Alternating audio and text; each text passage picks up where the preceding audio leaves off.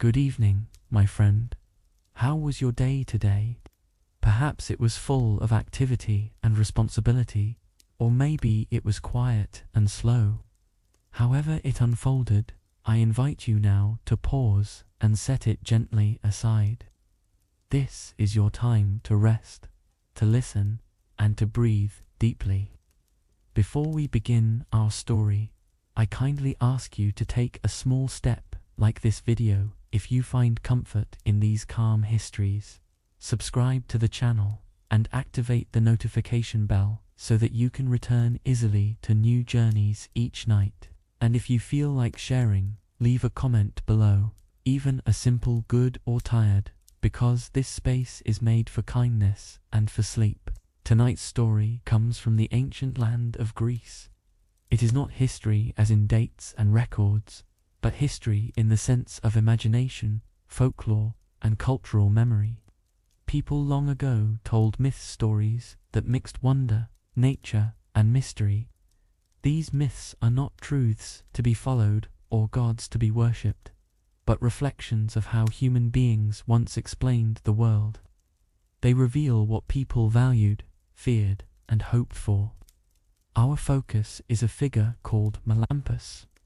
In legend, he was not a conqueror or king, but someone who listened. His gift was said to be the ability to understand the voices of animals. Whether true or not is not the point. What matters is what the story meant to the people who told it, and how for us, tonight, it can carry us gently toward rest. Imagine the rolling hills of ancient Greece. The air is warm with the last touch of sunset. Olive trees whisper in the evening wind, their leaves shimmering like silver. Shepherds guide their flocks across quiet slopes, while crickets sing from the tall grass. Villagers gather at their fires, the glow lighting up their simple homes. This was the stage where myths were born, not carved in books, but spoken under stars, passed from lips to ears through generations. To them, the world seemed alive with signs, every bird call a message, every shadow a secret. In this atmosphere of wonder, Melampus appeared in story not as a god, not as a saint, but as a character of folklore. His tale explored the bond between humans and the natural world. As you listen tonight, hold this truth gently. It is a myth, not a creed. The Greeks of old created these stories as explanations for mysteries they could not otherwise understand. They imagined voices in the trees, whispers in the rivers, and warnings in the cries of animals. For them, these tales were bridges between the known and the unknown. For us, listening to them is an act of relaxation, a way to let the mind slow and the body soften. There is no worship here, no call to believe, only a gentle retelling of what ancient cultures once imagined. This is history in the sense of memory, a record not of events, but of thoughts. And with this perspective, we can enjoy the rhythm of the story, letting it carry us toward a night of calm sleep. Picture yourself by a village fire in those ancient times. The flames flicker softly, sparks rising into the dark sky. Families gather close, children leaning forward, elders nodding as they listen. A storyteller begins with a low, steady voice. His story is not of war, nor of kings, but of Melampus, whose strength was not in the sword, but in his ears and his patience. The villagers lean closer, for this story speaks of something deeper: respect for life, for nature, and for silence. It is not a sermon, not a call to worship, but a tale meant to inspire thought and wonder. And for us, far away in time, it becomes a lullaby, a way to let the heart slow and the mind drift softly toward rest. The name Melampus is little known today.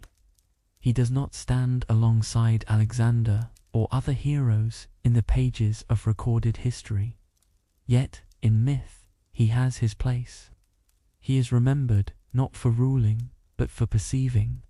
His gift, as the story tells it, was to listen to notice what others missed. The Greeks used his character as a reminder that wisdom is often found in quietness. It was a cultural teaching to look beyond noise, to attend to small signs, to be patient. And for us, in retelling his story, the lesson remains soothing.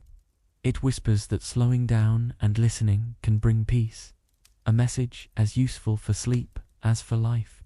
This is the beauty of myths. They are not rules of faith, nor truths to build worship upon. They are reflections, mirrors of imagination. They show us how humans once connected with the mysteries of the world, and how they sought meaning in what they saw.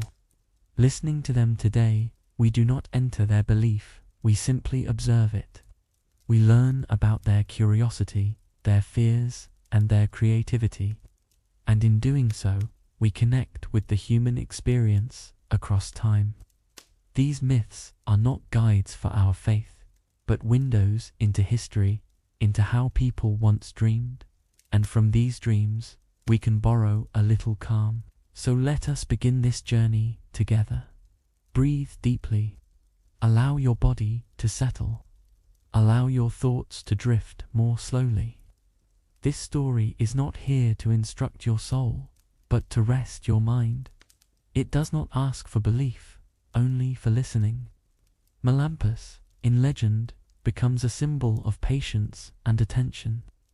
And as we hear his story, we remind ourselves that even in myth there can be comfort, not as truth, but as gentle echoes of ancient imagination. As the night grows darker, let the story move like a quiet river. You do not need to remember every detail. Let the rhythm of the words match the rhythm of your breath.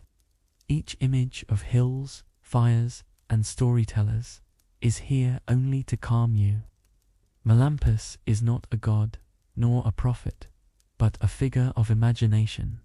His story has survived because it holds a soft wisdom, the importance of listening, and in hearing it, we find calm. That is enough. That is all you need tonight. So now we step into the myth, knowing it is only that a myth. We honor it as memory, not as belief. In its dreamlike imagery, we find no call to worship, only reflections of ancient thought. And with these reflections, we rest. The hills of Greece, the crackling of fire, the calm figure of Melampus, listening to the world all become part of your night. They are not commands, they are not truths, but gentle sounds of history. And as your eyes grow heavy, may this old legend guide you softly into sleep, not as a doctrine, but as a dream. Good night. The story of Melampus begins in childhood. He was not a warrior, nor the son of kings, but a boy who grew up among fields and animals. The Greeks of long ago told his tale not as fact, but as folklore. They imagined him spending his days watching goats and sheep, listening to the rustle of grass, and noticing details that others overlooked. In these myths, children often held seeds of unusual destiny, not because they were blessed by real divine power, but because storytellers wanted to show that wisdom can grow in unexpected places. So they gave Melampus a gift in their imagination, the patience to listen. This was the earliest sign, the foundation of the myth. And though it is not history, it is a reflection of how people valued attentiveness long before modern times. For us tonight, it is a gentle lesson carried by story. One tale says that as a youth, Melampus encountered snakes in a meadow. In many cultures, snakes appear in myths as symbols, sometimes danger, sometimes wisdom. The Greeks used them here not to frighten, but to mark a turning point. Instead of harming the snakes, Melampus is imagined as sparing them, letting them crawl unharmed. This act of kindness in the legend becomes important later. The storytellers used it to explain why Melampus would be rewarded with unusual perception. We must remember, this is not reality, but storytelling. Snakes do not grant powers. Yet the people of that era liked to believe kindness to nature was noticed by the world. And so they wrapped this moral in the form of myth, giving Melampus his first connection to what lay beyond ordinary senses. In the tale, the snakes later approach him as he sleeps. Rather than biting, they are imagined to brush near his ears.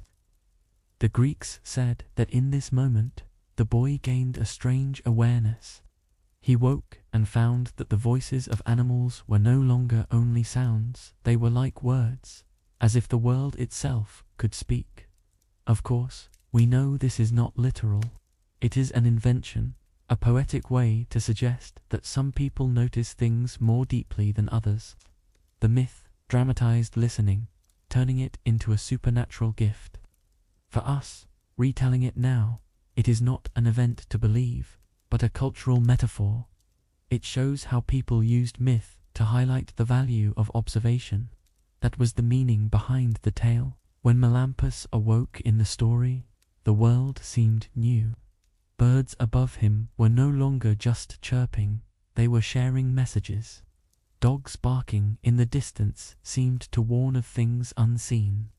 The rustle of leaves in the wind felt like a whisper of meaning. All of this is the myth's way of saying, he noticed what others ignored. The Greeks told it as if animals spoke, but in truth, it is a dramatization of awareness. They admired attentiveness, so they imagined a hero whose gift was perfect listening. And for us, this gentle exaggeration becomes a calming thought, that peace can come not from action, but from paying attention. This is the heart of the myth, resting like a quiet flame. From then on, in legend, Melampus became different from other men. Not in strength, not in wealth, but in perception. He could walk through a forest and sense things others could not.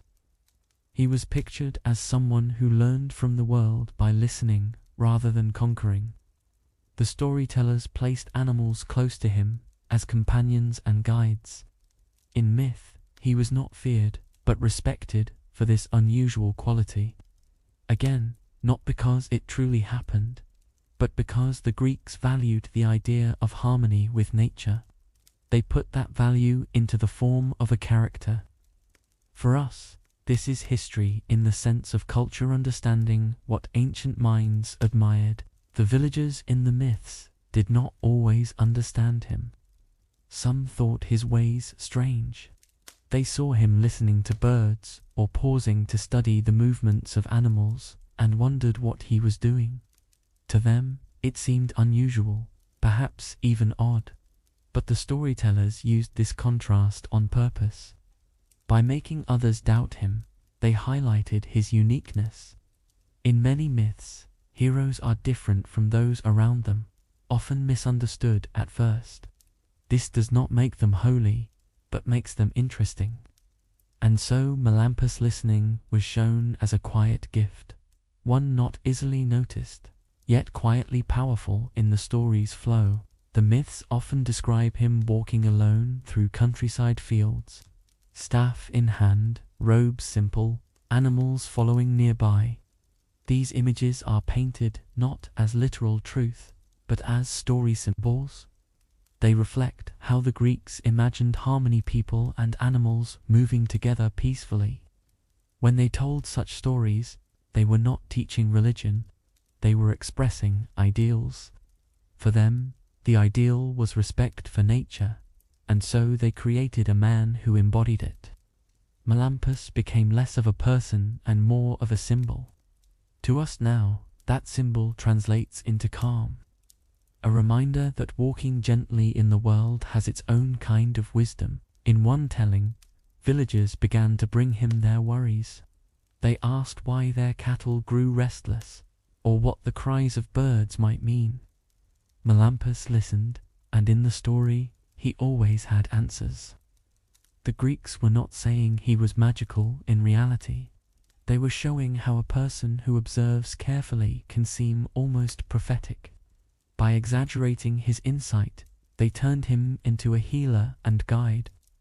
It was not worship, they did not pray to him. It was storytelling, turning human attentiveness into legend. For us, it is soothing to imagine someone whose role is simply to listen and help. It gives comfort, even if only in myth. One story says, Melampus warned of storms before they came. He noticed the sudden silence of birds, the way animals shifted uneasily. These details are real. In nature, animals do sense changes. But the myth went further, making his awareness nearly supernatural. The Greeks admired this kind of sensitivity, so they told it as a gift beyond normal. We, however, can hear it as poetry. The lesson is not that he had divine powers, but that attentiveness matters. By wrapping this lesson in story, they made it memorable. And for us, it becomes a calming tale to hear before sleep, simple and soft. Through these tales, Melampus became known not as a warrior, but as a healer and seer. He was imagined as someone who could mend both bodies and spirits, because he listened so deeply. Animals were said to guide him, not through real speech, but through signs that he interpreted. This is myth, not fact. Yet it reflects how people wished for harmony, how they longed for someone to bridge the gap between humans and nature. The story carries no worship, no creed, it carries values and imagination. And so, for us tonight, it carries calm. This is how myths work. They are remembered not because they are true, but because they are meaningful. As the legends continued, Melampus was imagined not just as a listener, but as someone who acted upon what he noticed. If animals warned of danger, he would guide people to safety. If their cries suggested sickness, he would prepare herbs. These were not real events, but stories told around fires. They taught villagers the value of carefulness, of respecting nature's signs. By shaping Melampus this way, the storytellers encouraged their audience to pay attention to the small details of life. And tonight, retelling it in calm voice, it encourages us to do the same. Slow down, listen, and let peace come. This is the gentle rhythm of myth, teaching without demanding belief. Over time, his reputation in the stories grew. People were said to travel from nearby villages to ask his advice. The myths portray him as humble, never seeking riches or glory. He was not a priest, not a prophet, not a figure to be worshipped. He was simply a character in folklore, someone who could sense what others missed. In this way, he was a comfort figure, a healer of worries as well as bodies. For us today, the story is soothing because it describes a life of gentleness, of helping without seeking power. That is the image that lingers, and that is why the myth survived. The Greeks who first told these tales likely sat under the open sky, with stars glittering above them. In such a setting, it was natural to imagine a man who could read the world more clearly. They looked at the silence before storms, the sudden flight of birds, the strange unease of cattle, and they gave those signs to Melampus. He became a mirror of their own observations, magnified into legend. When we listen now, we do not hear religion, but anthropology echoes of how a culture tried to explain its world. And in listening, we find calm. We learn that myth is not about God's ruling, but about people noticing. One story describes villagers doubting him, saying his gift was foolish. They laughed when he paused to watch animals or waited silently by a tree. But when storms came, or when illness struck, they began to remember his words. Slowly, their doubt turned to respect. This arc is common in myth. At first, the unusual person is mocked, then later recognized. It is not about worship. It is about showing how society often misunderstands wisdom. And for us, hearing it before sleep, it reassures us that patience and listening matter, even if not always valued at first. That is a comforting thought to close the day with. Another tale says that Melampus once saved an entire flock. The animals grew restless, stamping and moving in agitation. He told the shepherds to move them quickly. Moments later, a rock slide fell where they had stood. The myth shows him as a protector, not by strength, but by awareness. Of course, it is not fact. It is storytelling, shaped to honor attentiveness. But for us, the picture is soothing. A man standing quietly, guiding animals and people to safety, not with force, but with observation. Such imagery carries peace as we listen in the quiet of night. The storytellers often repeated this theme. Melampus was different because he listened. Others shouted. He stayed quiet. Others ignored. He noticed. Others rushed. He paused. In exaggerating these traits, the myth gave listeners something to admire. They were not asked to pray to him, nor to believe in him as divine. They were simply invited to reflect on the value of patience and attention. That is why his story lasted, and that is why we share it tonight. Not to promote belief, but to offer calm, to let imagination cradle the mind into sleep. In this way, the myth of Melampus was both a lesson and a lullaby. For the Greeks, it taught them to watch nature. For us, it teaches us to relax.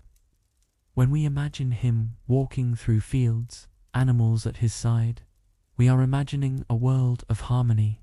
That harmony may not have been real, but it is pleasant to hold in the heart. It makes us breathe more slowly, feel more grounded, and prepare for rest.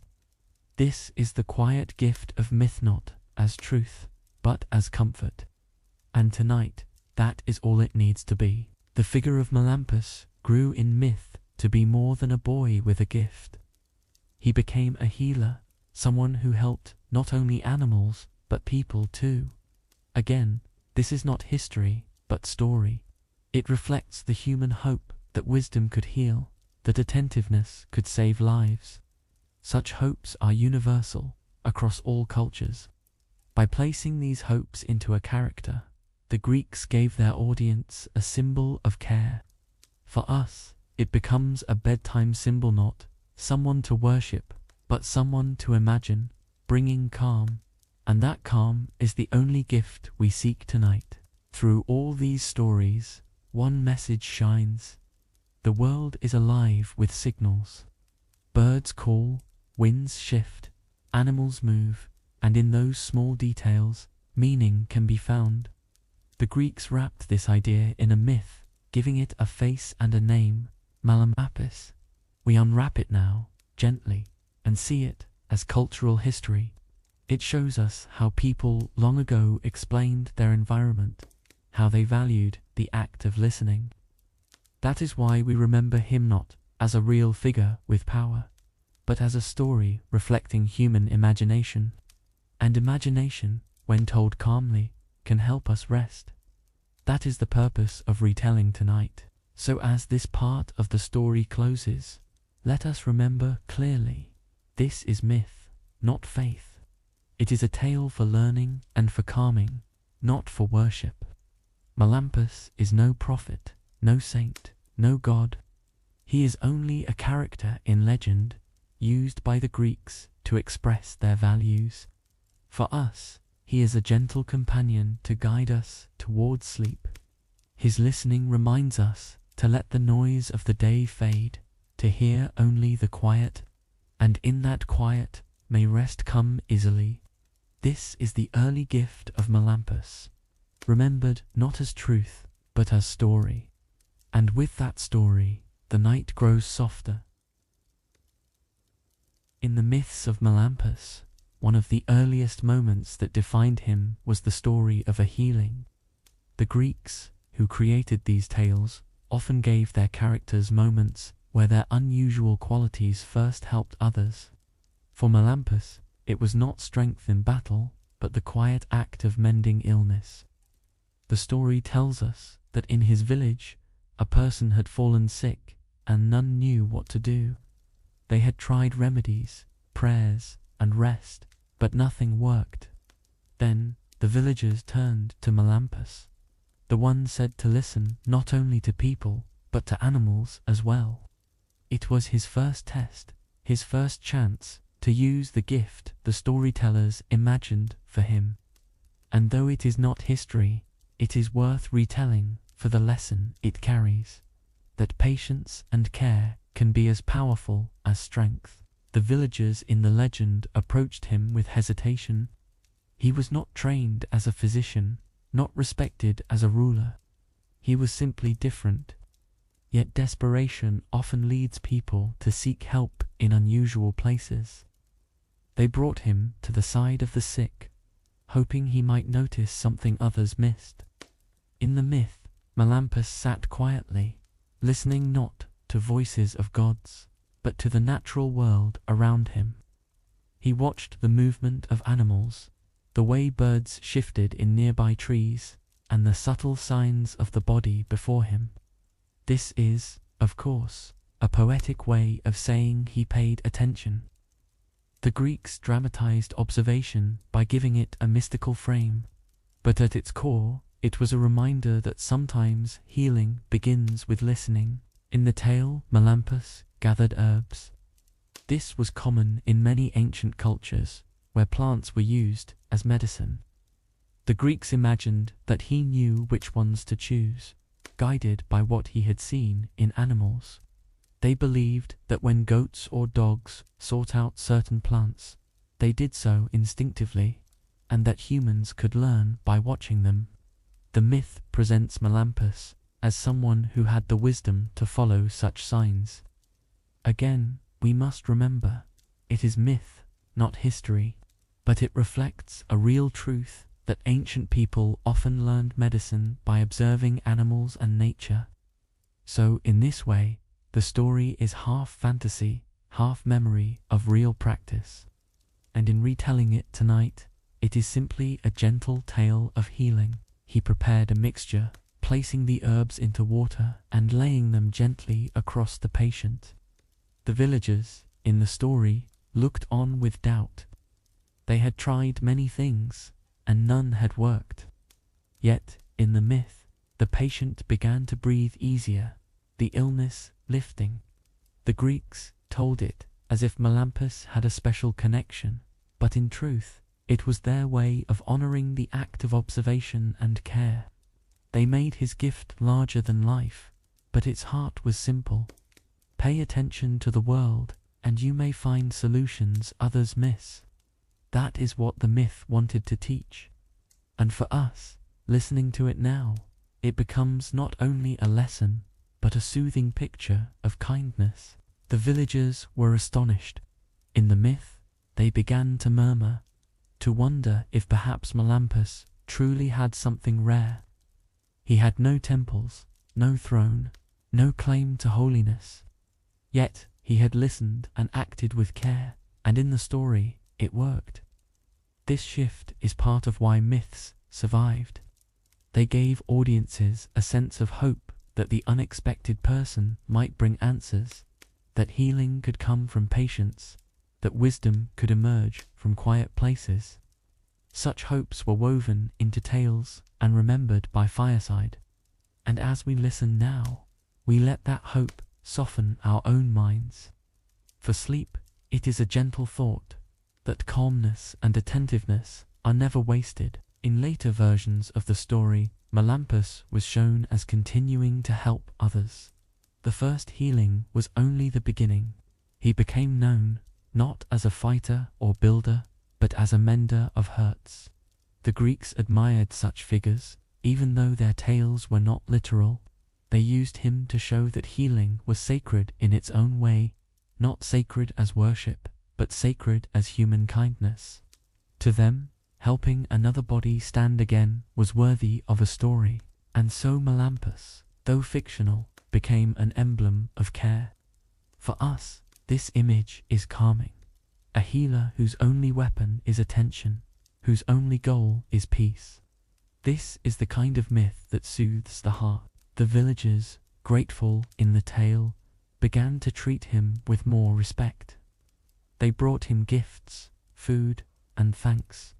Yet the storytellers were careful. They never showed him as greedy or boastful. He remained humble, accepting kindness, but never demanding it. His role in the myth was to give, not to take. That humility was part of the lesson, too. True wisdom, the story suggests, is not loud. It does not demand recognition.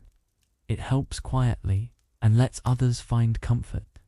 This, too, is something we can take from the myth not as fact, but as inspiration for gentleness.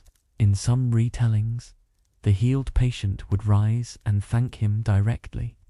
The crowd might murmur with awe, but Melampus, the myth says, would only smile softly. He was not shown as proud, but as calm. For the Greeks, this made the story stronger. They admired not only the gift, but the restraint. To heal and remain humble was greater than to boast. It was this contrast between the ordinary and the extraordinary that gave Melampus his place in their folklore. For us, it makes him easier to listen to. A character who does not shout, but who comforts by his quiet.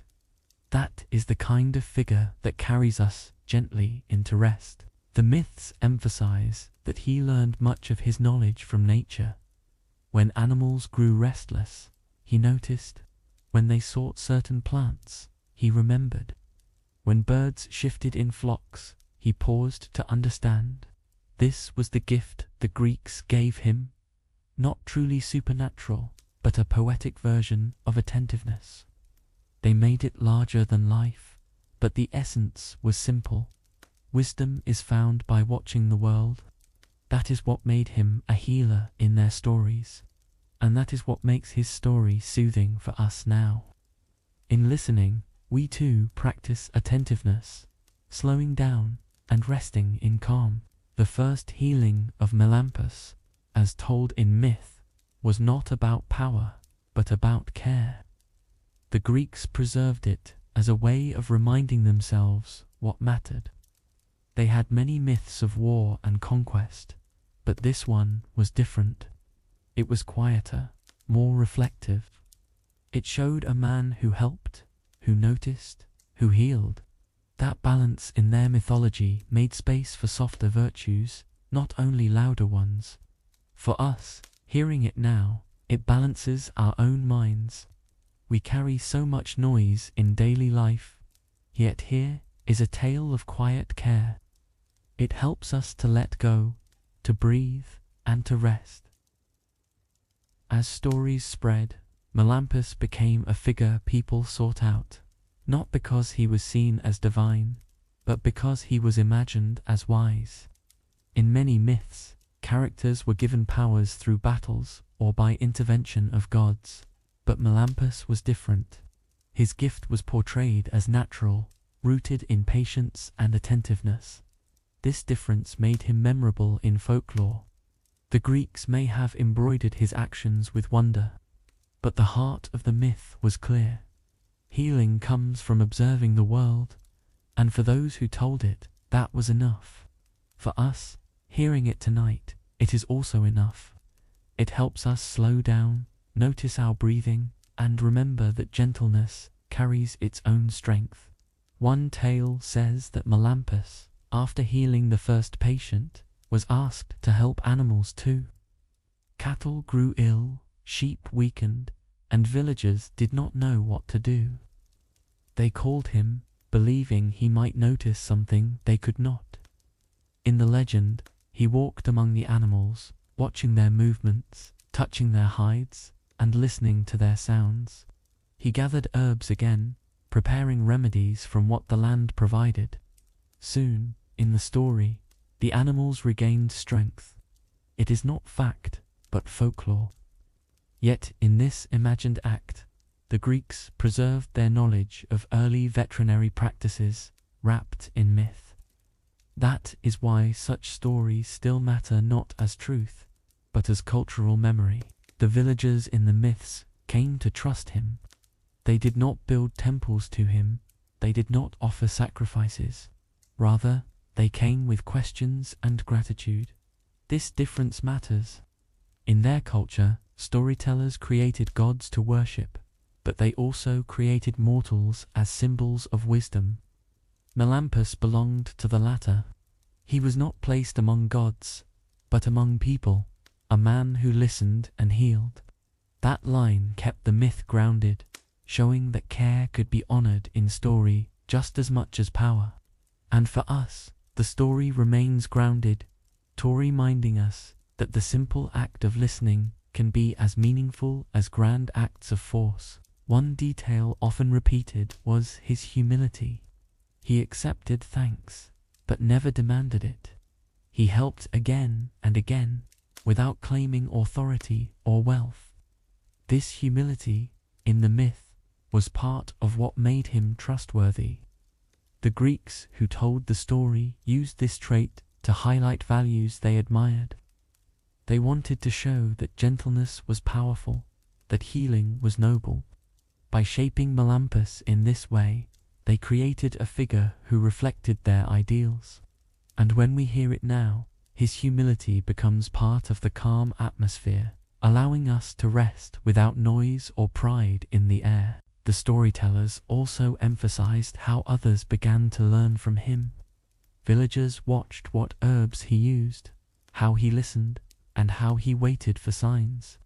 They imitated his methods, passing knowledge forward. In this way, the myth turned into a vehicle for cultural memory. It preserved practices of observation and simple remedies, giving them a legendary frame. That is what myths often did. They carried wisdom in story form, and for us tonight, they carry peace. By retelling them slowly, they become soft, like lullabies woven with history. At times, doubt still lingered in the stories. Not everyone believed in his gift. Some thought he was simply lucky, or that his healings were coincidence. But in myth, the results spoke louder than doubt. When illness lifted, when cattle stood strong again, when storms were predicted, people began to listen. This arc from doubt to respect was another teaching. It reminded audiences that patience and observation should not be dismissed. And as we hear it now, it reminds us too, even if the world overlooks quiet wisdom, it holds power. This is a soothing thought to rest with. In one version, a neighboring village invited him to help during a sickness. They had heard of his earlier success and wanted to see if he could help them as well. The myth says he traveled there, listening and learning as always. He used herbs, fresh air, and rest as remedies. In the story, the villagers recovered, and his reputation spread further. The details may not be real, but the pattern is meaningful. Knowledge shared, help offered, lives improved. Myths kept such patterns alive, reminding people of the value of healers. And for us, hearing it now, it is simply calming to imagine such kindness carried from place to place. The storytellers, of course, added embellishments. Some said animals themselves guided him, showing where herbs grew or warning of dangers. These flourishes made the tale more enchanting, but they also reveal how people once believed nature and humanity were connected. Even if we do not believe in the literal truth of animals speaking, we can appreciate the symbolism. It reflects a longing for harmony with the living world, and that longing is universal across all times. In the stillness of night, it is comforting to think of a world where animals and people live side by side in mutual care. As the first healing passed into memory within the story, it became a turning point. Melampus was no longer an ordinary figure in legend, but someone remembered for compassion. His tale expanded from there, leading to greater adventures, but always grounded in listening. That is what sets him apart. and that is why his story endured. Not because people believed in magic, but because they valued the idea behind it. Attentiveness, humility, and care became the essence of his myth, and in retelling it now, we receive those same qualities as soft comfort carried into our sleep. So this first healing, though only a story, holds meaning still. It is not about divine blessing, nor about worship. It is about patience, kindness, and the wisdom to listen. These are timeless values, wrapped in the clothing of myth. The Greeks told it by firelight. We tell it now in the quiet glow of evening. Both times it offered calm. Both times it helped people feel connected to something larger, the simple rhythm of life. And as you breathe slowly now, may this myth settle over you like a gentle blanket, reminding you that healing, even in story, is another word for peace. The story of Melampus, like many legends, does not move in a straight line of success. After the first healings, myths describe how he faced trials and challenges that tested not only his gift, but also his patience and humility. In folklore, this was important because audiences did not trust tales of easy triumphs. They wanted to hear about difficulties, about setbacks, about moments when a hero seemed fragile or uncertain. For Melampus, those difficulties came in many forms. Sometimes it was the doubt of others who whispered that his gift was an illusion. Sometimes it was nature itself, which did not always offer signs that were easy to read. And sometimes it was the demands of leaders who wanted him to prove himself in ways beyond his comfort. These struggles were not told as real history, but as narrative lessons. They reflected the way human beings saw life, as a balance between hardship and hope, between silence and noise. One of the earliest challenges in his myths came when he was asked to predict the future. Villagers, impressed by his sensitivity to animals, began to imagine he could also foresee what lay ahead. They brought questions about harvests, storms, even the outcome of disputes.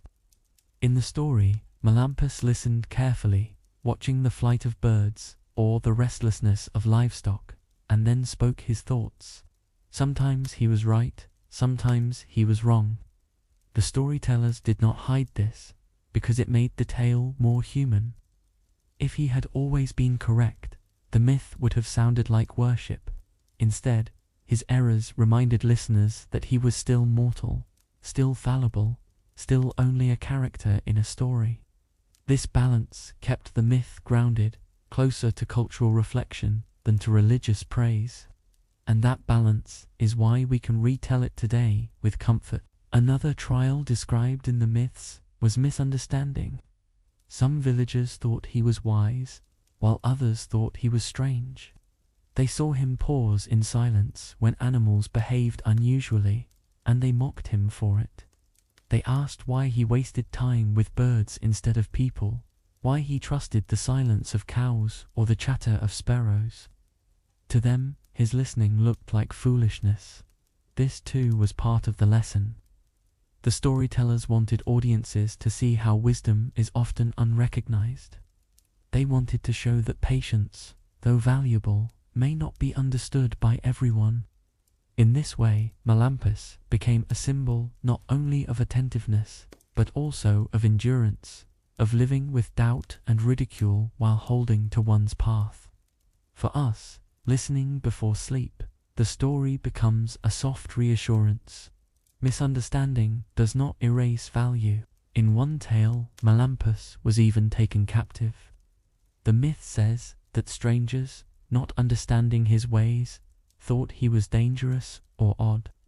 They seized him and carried him away, uncertain of what to do with him.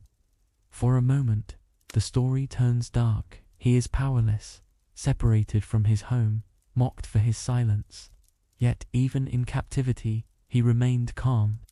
He listened, as he always did. The storytellers used this moment to heighten tension, to show that trials come even to those who mean no harm. And then, in the legend, his captors released him, fearing that they had misjudged him. This release was not portrayed as a miracle, but as a natural outcome of fear and misunderstanding. Again, the story avoided turning him into an object of worship, keeping him grounded as a mortal figure. These trials were important for another reason. They made Melampus relatable. Without them, he might have seemed distant, unreachable. With them, he felt more human. The Greeks who told these stories wanted their listeners to learn that struggle is part of life. They wanted to show that even someone with a gift must face obstacles. This helped the myth endure because it offered not only wonder but also reflection. It said, "Life is not smooth, even for the wise." And by saying this, it comforted people who faced struggles of their own. They could listen to Melampus' tale and feel less alone. And that is a form of healing, carried not through herbs, but through story. Another challenge came in the form of impossible tasks. Myths often included these challenges set by leaders to test unusual figures. In one version, a ruler asked Melampus to explain the behavior of restless animals that had frightened the villagers. If he succeeded, he would be rewarded. If he failed, he would be mocked. In the story, he listened, thought carefully, and offered an explanation that calmed the people. But the point was not whether he was right or wrong. The point was that he remained calm under pressure, patient even when others doubted him. This calmness was part of his mythic identity. It reflected the value the Greeks placed on composure, even in moments of trial. And it reflects a value we can appreciate as well: steadiness in the face of noise. At times, Melampus was portrayed as lonely. His gift set him apart, and not everyone welcomed that difference. He would walk through villages and hear whispers, see doubtful glances.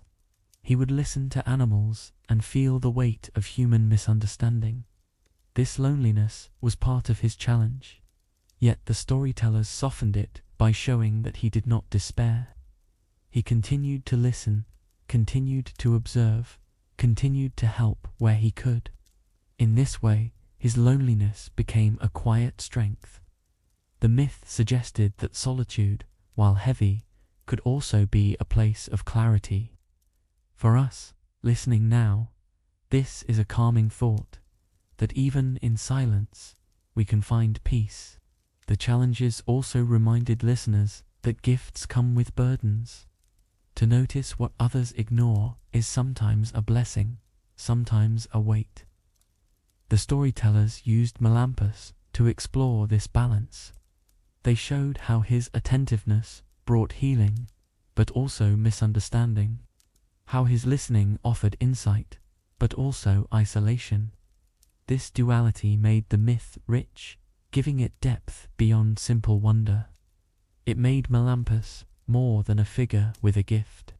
It made him a reflection of the human condition, and in reflecting it, the myth became timeless. Not because it was true, but because it carried truths about experience. That is why it was told again and again, until it reached us now. Through these trials, the storytellers taught resilience. They showed that patience can endure mockery, that calm can withstand chaos, that humility can survive misunderstanding. Melampus became an example, not of perfection, but of persistence. He did not conquer armies or build empires. He simply endured, and in enduring, he helped others. This was the quiet heroism of his myth. It was not about worship, but about resilience, expressed through story. And for us tonight, it is soothing to hear. It reminds us that strength can be quiet, that peace can survive storms. Finally, the trials served another purpose. They prepared the way for greater deeds later in the story. In myth, small struggles often lead to larger tasks. Melampus' early trials were not the end, but the beginning. They set the stage for him to face greater challenges, where his gift of listening would matter even more. The Greeks told it this way because they knew audiences wanted growth, not just repetition, and so the trials were written in, giving texture and depth to the tale. For us, they give texture not to our beliefs, but to our relaxation. They make the story fuller, more engaging, more soothing to follow. And with that, we pause, letting the rhythm of myth carry us forward. There is another story in which Melampus was asked to explain a strange silence in the forest. The hunters noticed that birds had stopped singing, and it made them uneasy. They asked him if it was a sign of danger. In the myth, Melampus listened carefully and told them that silence itself could carry meaning, that sometimes nature grows quiet before storms or changes. The storytellers framed this not as magic, but as sensitivity to patterns. They exaggerated his awareness into a gift, but behind it was a real observation. Animals often react to shifts before humans notice. By turning that knowledge into legend, the Greeks kept it alive in memory. And by retelling it now, we feel not fear, but calmer reminder that silence, too, has messages, and that listening brings peace. One challenge was deception. According to one version, some villagers tried to trick Melampus, pretending that animals had behaved strangely, just to see what he would say. When he answered thoughtfully, they laughed, mocking him. Yet, in the myth, he remained calm. He did not respond with anger, but with patience. Later, when real events matched his words, the same villagers felt shame. The storytellers added this to show how truth can outlast mockery, and how dignity can survive ridicule. It was not a call to believe in prophecy, but a moral teaching wrapped in story.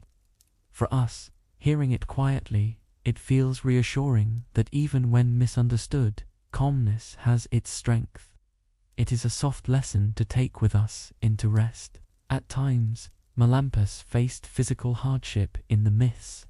Some versions describe him walking long distances, sleeping outdoors, relying on little food, simply because he followed the signs of animals or the requests of villagers.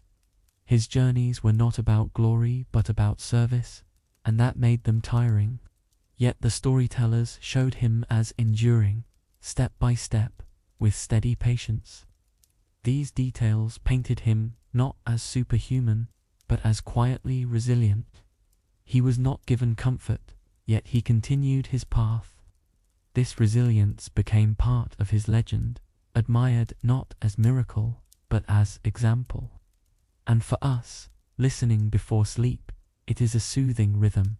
Life's trials may be tiring, but persistence brings peace. One of the most memorable challenges in his stories involved skepticism from leaders. A ruler once demanded that he prove his gift by predicting the outcome of a difficult situation. The tension in the tale rises here, because if he failed, he would lose credibility. The myth says he turned not to force, not to persuasion, but to observation. He looked at animals, at weather, at patterns. His response calmed the ruler for a time. The detail may not be real, but it reflects a truth. Leadership often tests wisdom harshly, and wisdom must endure pressure. The Greeks shaped this as part of Melampus' path, showing that listening can answer even authority. For us, this becomes a gentle reminder that patience has value, even under scrutiny. Through these trials, Melampus' myth kept circling back to the same theme: the gift of listening. It was never about strength of arms, never about conquest, never about commanding others. It was always about patience, about paying attention, about noticing what others overlooked. Even his struggles reinforced that message, because they showed how difficult it can be to remain patient in a world of doubt. The Greeks, by telling it again and again, reinforced their cultural admiration for attentiveness. They did not present him as divine, but as symbolic, and that symbol carried weight, not as truth, but as cultural teaching. For us, it is the calm heart of the story. It beats gently, carrying us deeper into rest. The myth also suggests that Melampus learned from his challenges. Each doubt, each mockery, each test added to his wisdom. He became not only a healer, but also a figure of resilience. The Greeks used his character to show growth, to demonstrate that hardship can shape patience.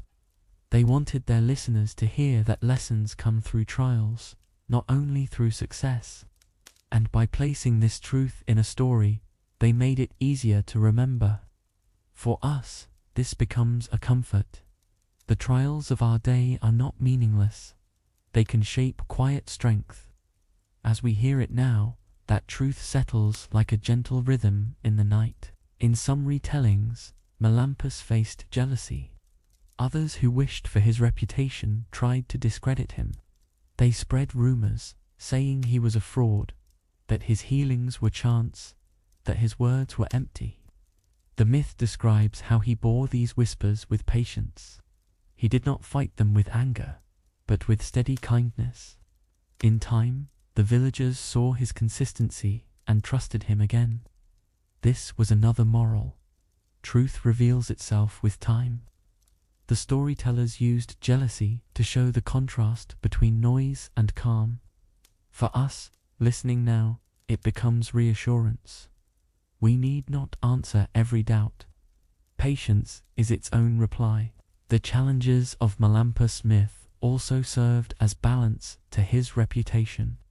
Without them, he would have seemed unreal, too perfect, too far from human experience. With them, he seemed closer to the listeners, someone who struggled, who felt doubt, who endured mockery. This balance is what gave the story life. The Greeks did not mean to present him as an object of worship, but as a mirror of human experience. That mirror still reflects today. When we face our own struggles, we can see something of them in his myth, and in that reflection we can find calm. This is why myths endure, not as belief, but as shared humanity. As the trials passed, Melampus was never shown as triumphant in a loud way. He did not boast or claim greatness. Instead, he was shown as steady, continuing his path, helping where he could, enduring where he must. This quietness was part of his mythic strength. The storytellers wanted to show that greatness does not need to shout. It can whisper, it can walk slowly, it can rest in patience. That was the lesson, and that is the comfort we carry with us now, as night deepens. Calmness is strength, patience is power, silence is wisdom, and so, the segment of trials closes with a gentle truth. Every life carries burdens, and every burden teaches something. For Melampus, the storytellers shaped those burdens into challenges that revealed patience, humility, and endurance. They wanted listeners to take comfort in the idea that struggle is not wasted. For us, listening in the stillness of evening, that comfort comes too. We hear the old myth, softened by time, and let it remind us that trials do not erase peace. They can, instead, lead us to it. And with that, the story carries us further, deeper, toward sleep. Not as belief, not as worship, but as gentle cultural memory. And in that memory, we rest. In the unfolding myth of Melampus, the theme of prophecy soon appeared. After his early healings and his endurance through trials, the storytellers gave him another dimension, the ability to sense what might come. This was not presented as magic to worship, but as folklore, poetic exaggeration of his attentiveness. They said that because he listened so deeply to the voices of animals, he could sometimes anticipate future events. In truth, it was an imaginative way to describe sensitivity to signs.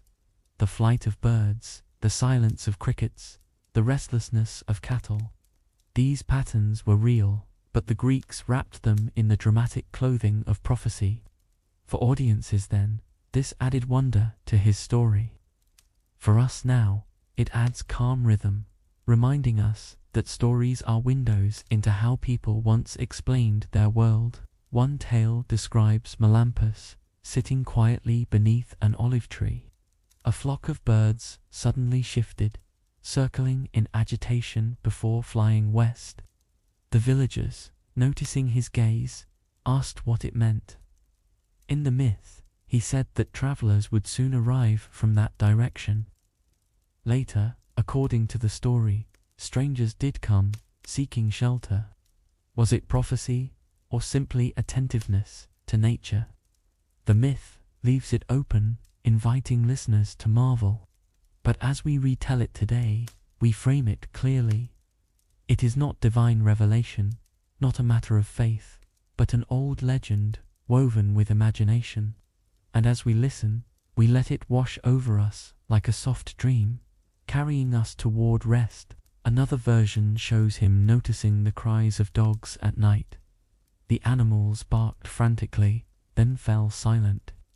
To others, it was only noise, but to Melampus in the story, it carried warning.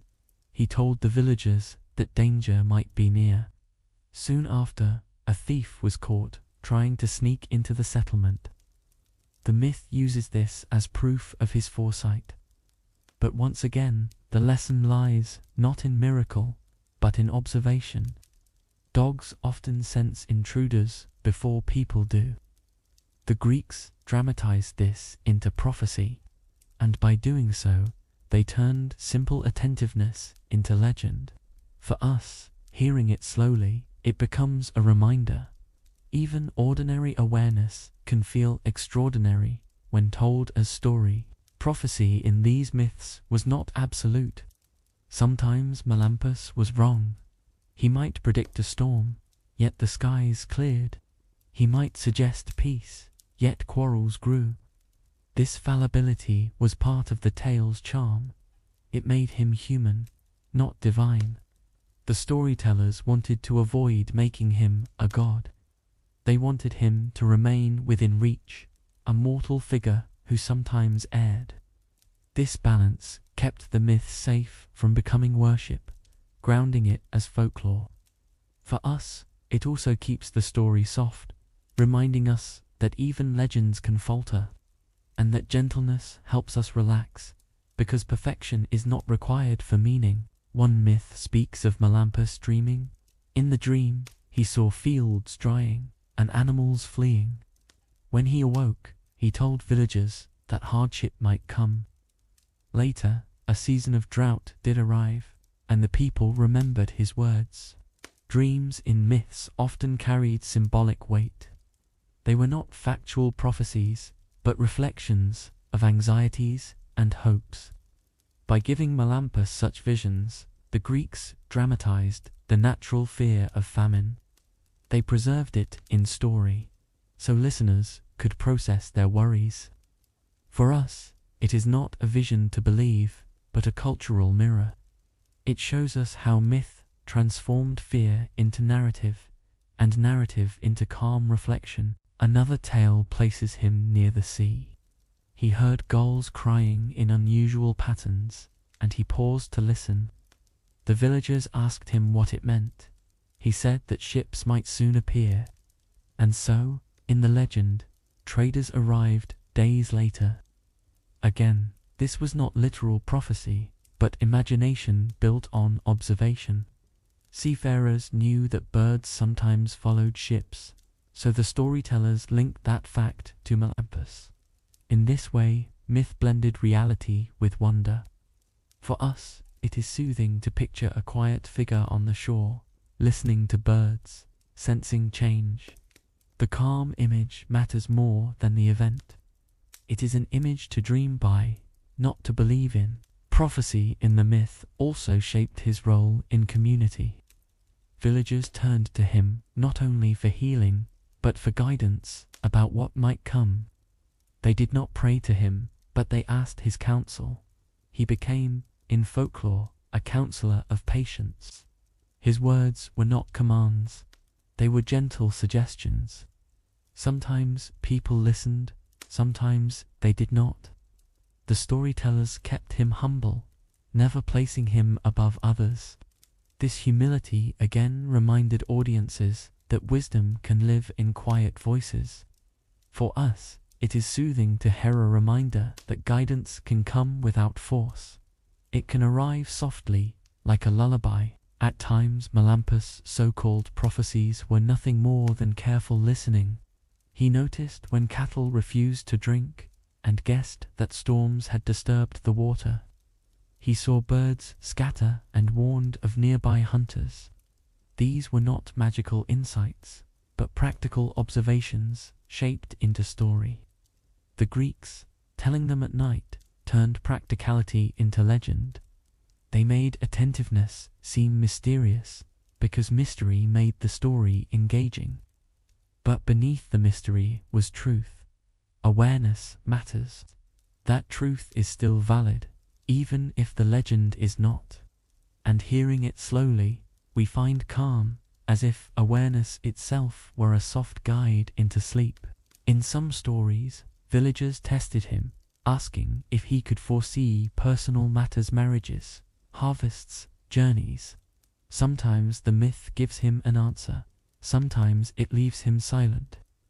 This uncertainty was part of the tale's beauty.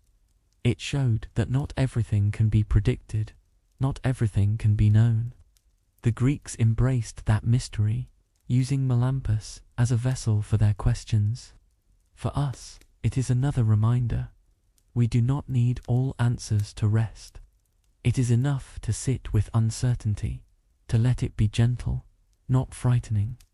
And so the myth becomes a meditation, easing our minds toward calm. Finally, the myths show that prophecy, as told through Melampus, was never about control. He did not command the future. He only listened for hints of it. He did not demand belief. He only offered what he saw. The storytellers shaped him this way to keep the story soft, closer to folklore than to faith. They wanted listeners to wonder, not to worship. And that is how we tell it now, as story, not as doctrine. For us, it is enough that the tale offers calm. Its rhythm soothes, its imagery relaxes, its gentleness carries us forward. And that is the only prophecy we need, the promise of rest. There is a tale where Melampus was asked to explain the uneasy cries of frogs in the marshlands. The villagers were frightened, for the frogs had gathered in unusual numbers, croaking loudly as if warning of danger. They turned to Melampus, believing he might understand. In the story, he listened carefully and told them the land would soon change, that water would overflow its banks. Later, heavy rains came and the marsh flooded, just as he had said. To the Greeks, this made his attentiveness seem like prophecy. To us, it is simply a reflection of how people noticed nature long before modern science. The storytellers wrapped observation in the clothing of vision, making it easier to remember. And tonight, hearing it slowly, we unwrap it again not as truth, but as history of imagination. It is calming to think that even frogs, in myth, carried messages, and that someone was listening. Another myth tells of Melampus interpreting the restless movements of horses. In the story, the animals kicked and neighed wildly, refusing food, staring toward the horizon. Villagers worried it was a curse. Melampus, however, explained that they sensed approaching riders. Soon after, travelers did arrive, confirming the tale. This pattern, animals reacting before humans, was well known, but the Greeks turned it into legend. They used Melampus as the figure who could hear what others ignored. For us, the image of a quiet man among restless horses is not frightening but soothing.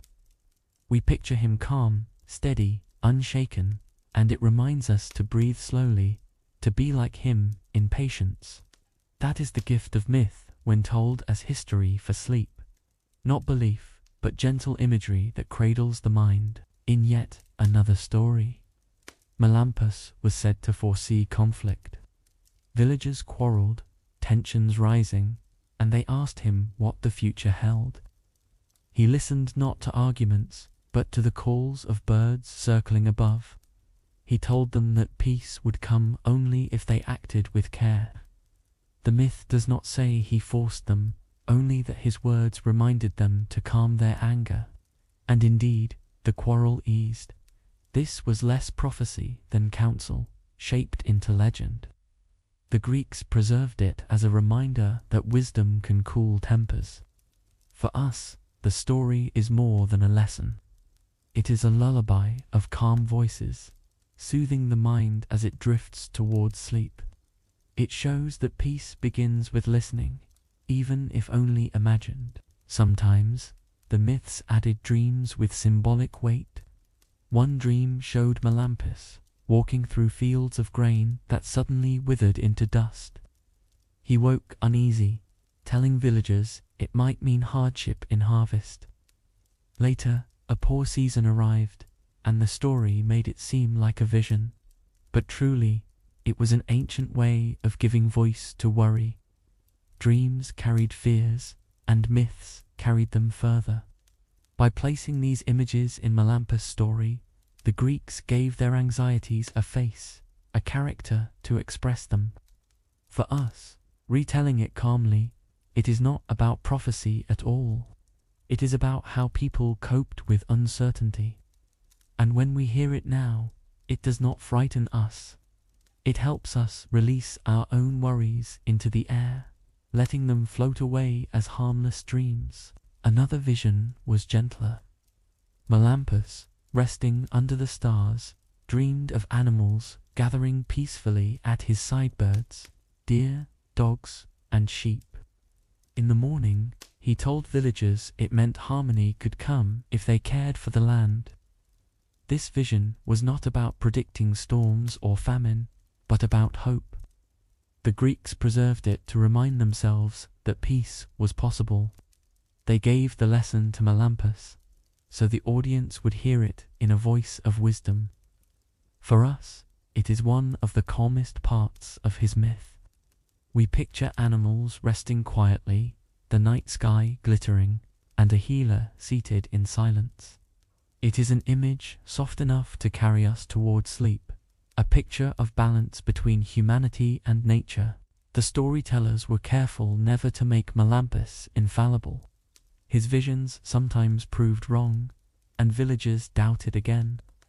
This kept the myth grounded, reminding audiences that he was human, not divine. For us, this detail matters. It ensures that his story remains folklore, not worship, and it keeps the lesson clear. Listening is valuable, but not perfect.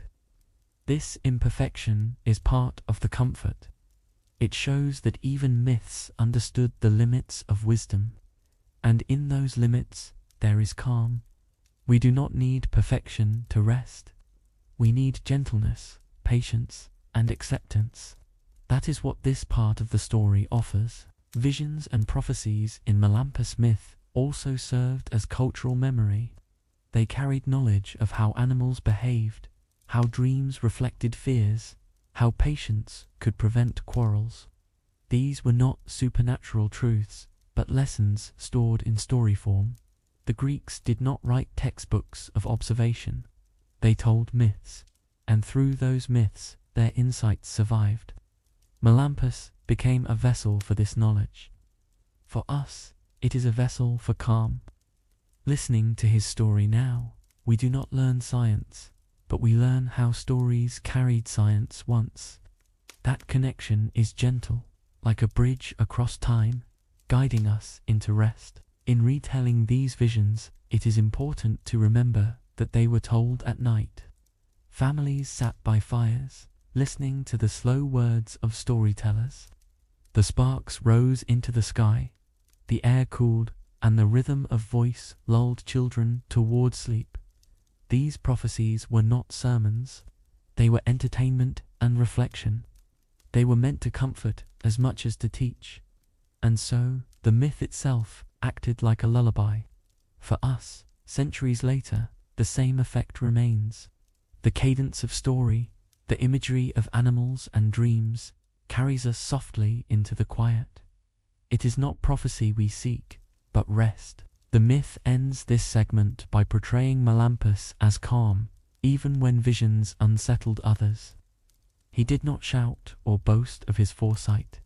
He spoke gently, suggesting possibilities, leaving room for choice. This humility was key to his character. It showed that even in legend, wisdom did not need to command. It could guide softly. For us, this is the final comfort. That guidance does not have to be loud, that visions do not need to frighten. They can simply be part of a story, part of the gentle flow of history and imagination. And with that, the segment closes like a soft curtain. The tale rests, and so may we. The myths about Melampus soon gave more detail to his gift, describing how he seemed to read the voices and behaviors of creatures as if they carried messages. In truth, it was the storyteller's way of showing deep attentiveness to the natural world.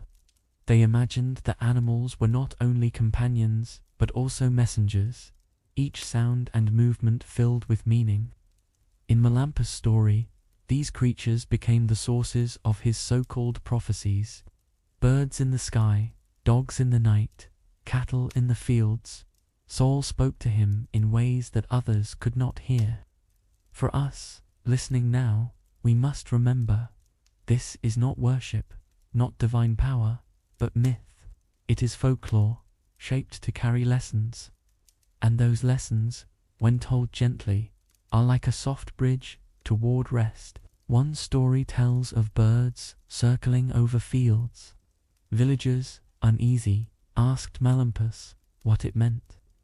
He watched their patterns and said that strangers might soon arrive.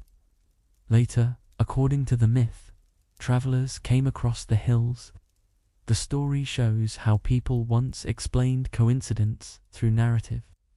They saw patterns in the sky and gave them meaning through a figure like Melampus. It was their way of coping with uncertainty. For us, the picture of birds in calm circles becomes a soothing image, not a prophecy to believe in. It is a reminder that stories make sense of life, and that sense, when spoken slowly, can ease us toward sleep. Another tale describes restless dogs barking deep into the night. To most, it was only noise. But in the myth, Melampus told villagers it was a warning. Soon after, thieves were discovered nearby. The Greeks turned the natural awareness of animals into legend. They dramatized it as prophecy, though in truth it was observation. This is the heart of myth. Ordinary details wrapped in extraordinary clothing. We retell it tonight not to suggest powers, but to show how imagination worked. And in hearing it, we also find calm, for the sound of dogs in the distance becomes a rhythm of safety rather than fear. At times, cattle in the fields became part of the story. They grew uneasy, stamping and lowing in agitation. The villagers, in the myth, turned to Melampus for answers. He told them that storms might be approaching. When the skies darkened later, the story made it seem prophetic. But truly, animals often sense weather changes before humans do. By giving this awareness to Melampus, the storytellers preserved real observations inside their tales. For us, the image of cattle shifting in golden fields is soothing. It connects us to an ancient sense of watchfulness, one that calms rather than alarms. One myth says that frogs croaking in the marsh filled Melampus with unease. He listened and told the villagers that floods might soon come. Later, rains did arrive, filling the lowlands. To the Greeks, this was evidence of a gift. To us, it is a reminder that people once turned natural events into story.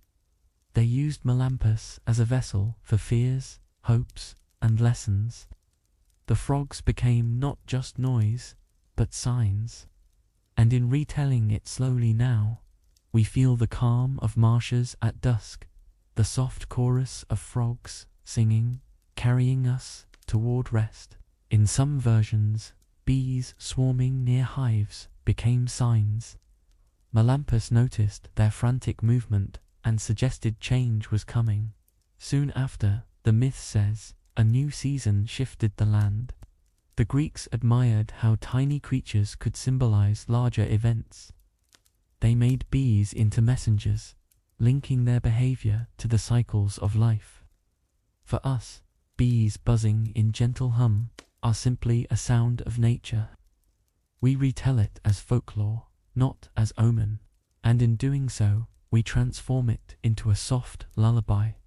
The steady hum of life, a background song for sleep. Sometimes, his observations were about silence rather than sound. A forest that suddenly grew quiet, birds vanishing from the trees, made villagers anxious. Melampus, in the myth, told them that change was near. The storytellers used silence as a dramatic tool. To them, it suggested that even absence could carry meaning. For us, silence is a gift. When the world grows quiet, we do not fear. We rest. Retelling this story tonight, we hear silence not as omen but as comfort. It is a reminder that quietness is valuable, that peace can be prophecy enough. Another myth shows Melampus explaining the behavior of insects. Locusts appeared in fields, and farmers panicked. He told them, in the story, that hardship might come if they were not careful. It was a way for storytellers to capture fears of famine and place them into a character. For us, hearing it gently, it is not a warning to believe, but a record of human anxiety. And in that record, we find empathy. People then, like us now, feared hunger. They expressed it through myth. And when we listen, it becomes not frightening but soothing, because we understand them across centuries. The storytellers also gave him visions through deer. One version says he watched the animals flee from a forest suddenly, and he told villagers something was stirring within. Later, hunters or storms appeared. The Greeks shaped this into legend, but behind it was observation. Animals often move before events. They put this detail into Melampus' story, so it would be remembered.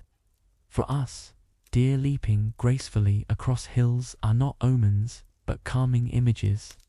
They bring quiet beauty to the myth, filling our minds with gentle movement before sleep. At times, the myths wove together many creatures at once. Birds, dogs, cattle, and even insects, all behaving strangely, became signs that something was shifting. Melampus, in the legend, read them like a book. But in truth, it was the storytellers who wrote that book, weaving their fears and hopes into animal behavior. They turned the natural world into a chorus of prophecy. For us, retelling it now, it is only folklore. It is not truth, not command. It is imagination, softened into calm story. And in that calm, we find a rhythm that helps us rest. One tale says that Melampus was once brought before a local ruler who demanded proof of his gift. The ruler wanted to know if animals truly revealed signs or if it was only chance. In the story, Melampus listened to the chatter of birds overhead. He explained that travelers would soon bring news. Days later, messengers did arrive, and the villagers repeated the story in awe. Yet we must remember, this is not history, but legend. The Greeks shaped such events to highlight attentiveness, not to present divine truth. For us, the picture of a quiet man under the sky, listening to birds, is enough. It is calm, slow, and steady an image that guides us softly into rest. Another myth describes him noticing swine squealing and moving nervously. The villagers panicked, fearing illness. Melampus told them the animals sensed a storm approaching. Soon, heavy rains poured down. The story turned this into prophecy, but at its core, it was simply observation. The Greeks admired the way animals seemed to detect changes earlier than humans, so they dramatized it in myth. For us, this becomes a gentle image. A man in simple robe, watching pigs stir and speaking softly. It is not a sign to fear, but a story to relax with. The sound of rain in the imagination soothes us further into night. In some versions, villagers tested him harshly. They presented false signs, hoping to trick him into errors. Sometimes he failed, sometimes he saw through their tricks. The storytellers used these moments to remind audiences that even in myth, wisdom is imperfect. They wanted him to remain mortal, not untouchable. This humility kept the story grounded, keeping it folklore instead of faith. For us, hearing it now, it reassures us that imperfection is normal. It tells us we do not need flawless knowledge to bring peace. And that message itself is calming, carried gently into the stillness of night. Other tales expand his gift to include insects once more. Ants moving in great numbers were said to warn him of famine, while bees swarming foretold the rise of a new season. These are not prophecies in reality, but symbolic ways of linking small life to great events. The Greeks gave their anxieties voices through these tiny creatures. For us, these images are not warnings, but meditations. We imagine ants marching patiently, bees humming softly, and in those sounds we hear not fear, but rhythm. It is a rhythm that matches our breathing, slow and steady, preparing us for sleep. One story tells of owls hooting repeatedly outside the village. To the villagers, it was an eerie sound. They asked Melampus for guidance, and he said it might signal travelers in the night. Soon, wanderers appeared, seeking food and shelter. The tale transformed a common sound into a sign. For us, the image is simple. Owls calling softly under moonlight, a healer listening quietly. It is not an omen to believe in, but a lullaby of sound and silence. It carries us into rest, like the distant call of night itself. In some retellings, Melampus became a counselor to farmers through animals.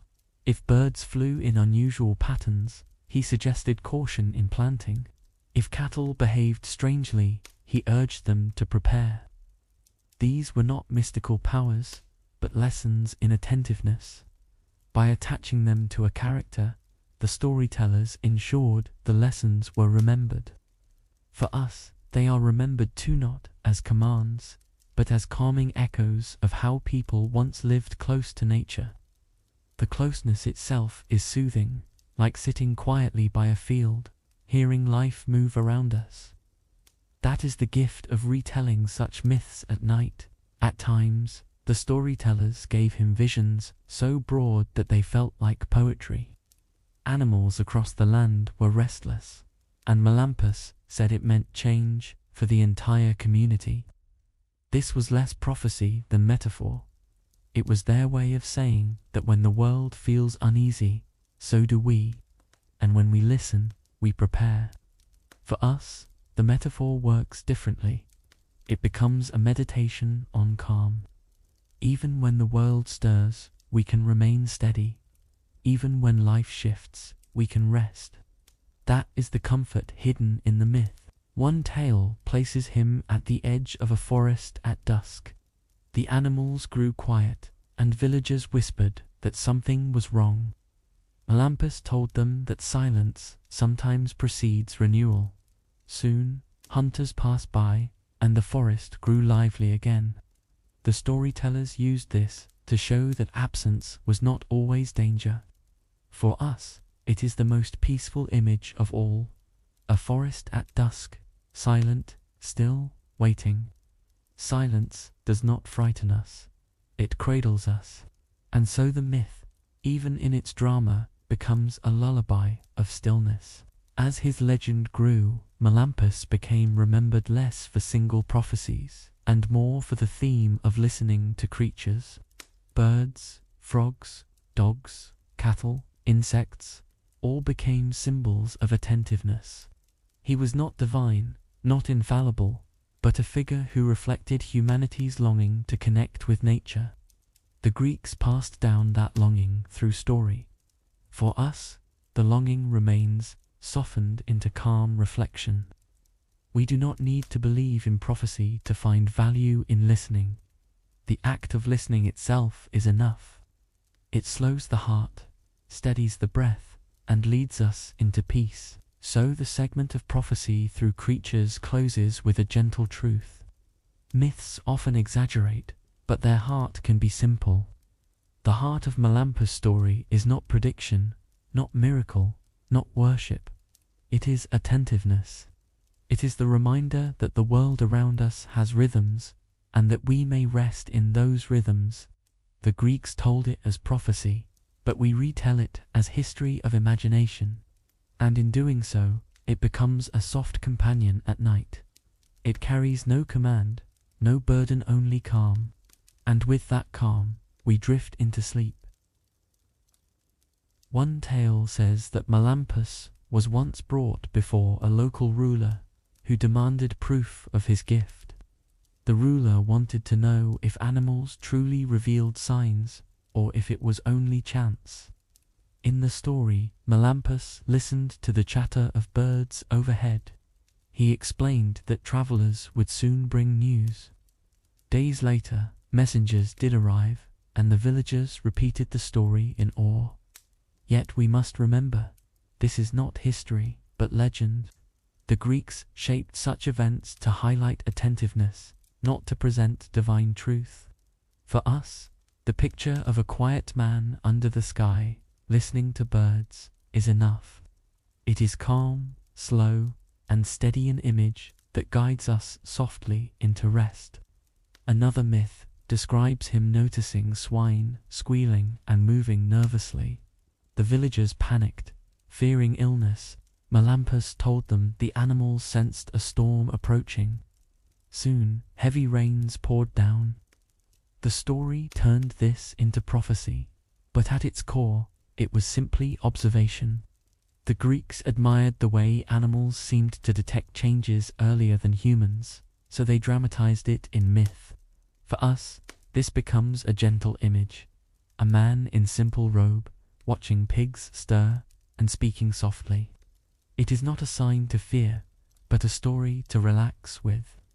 The sound of rain in the imagination soothes us further into night. In some versions, villagers tested him harshly. They presented false signs, hoping to trick him into errors. Sometimes he failed, sometimes he saw through their tricks. The storytellers used these moments to remind audiences that even in myth, wisdom is imperfect. They wanted him to remain mortal, not untouchable. This humility kept the story grounded, keeping it folklore instead of faith. For us, hearing it now, it reassures us that imperfection is normal. It tells us we do not need flawless knowledge to bring peace. And that message itself is calming, carried gently into the stillness of night. Other tales expand his gift to include insects once more. Ants moving in great numbers were said to warn him of famine, while bees swarming foretold the rise of a new season. These are not prophecies in reality, but symbolic ways of linking small life to great events. The Greeks gave their anxieties voices through these tiny creatures. For us, these images are not warnings, but meditations. We imagine ants marching patiently, bees humming softly, and in those sounds we hear not fear, but rhythm.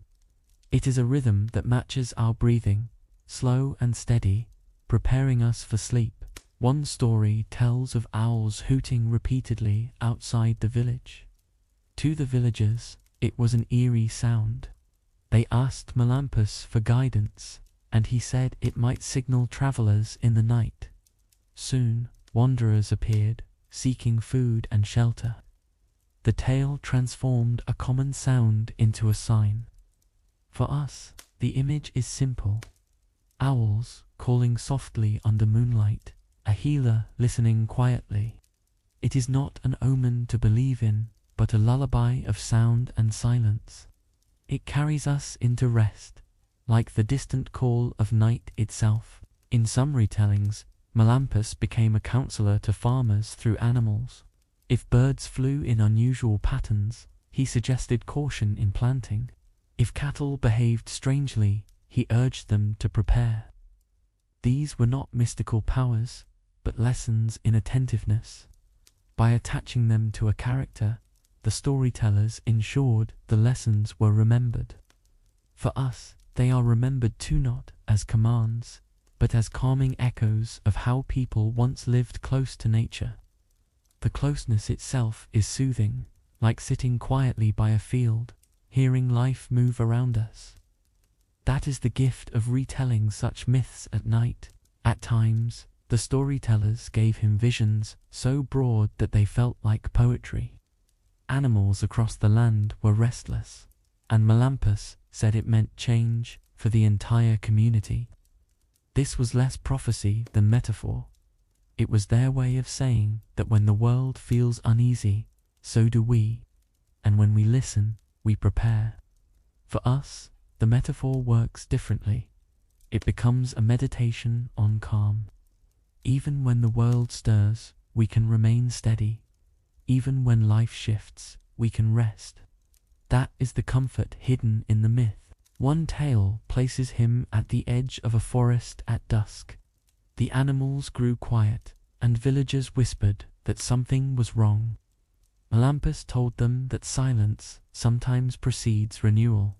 Soon, hunters passed by, and the forest grew lively again. The storytellers used this to show that absence was not always danger. For us, it is the most peaceful image of all. A forest at dusk, silent, still, waiting.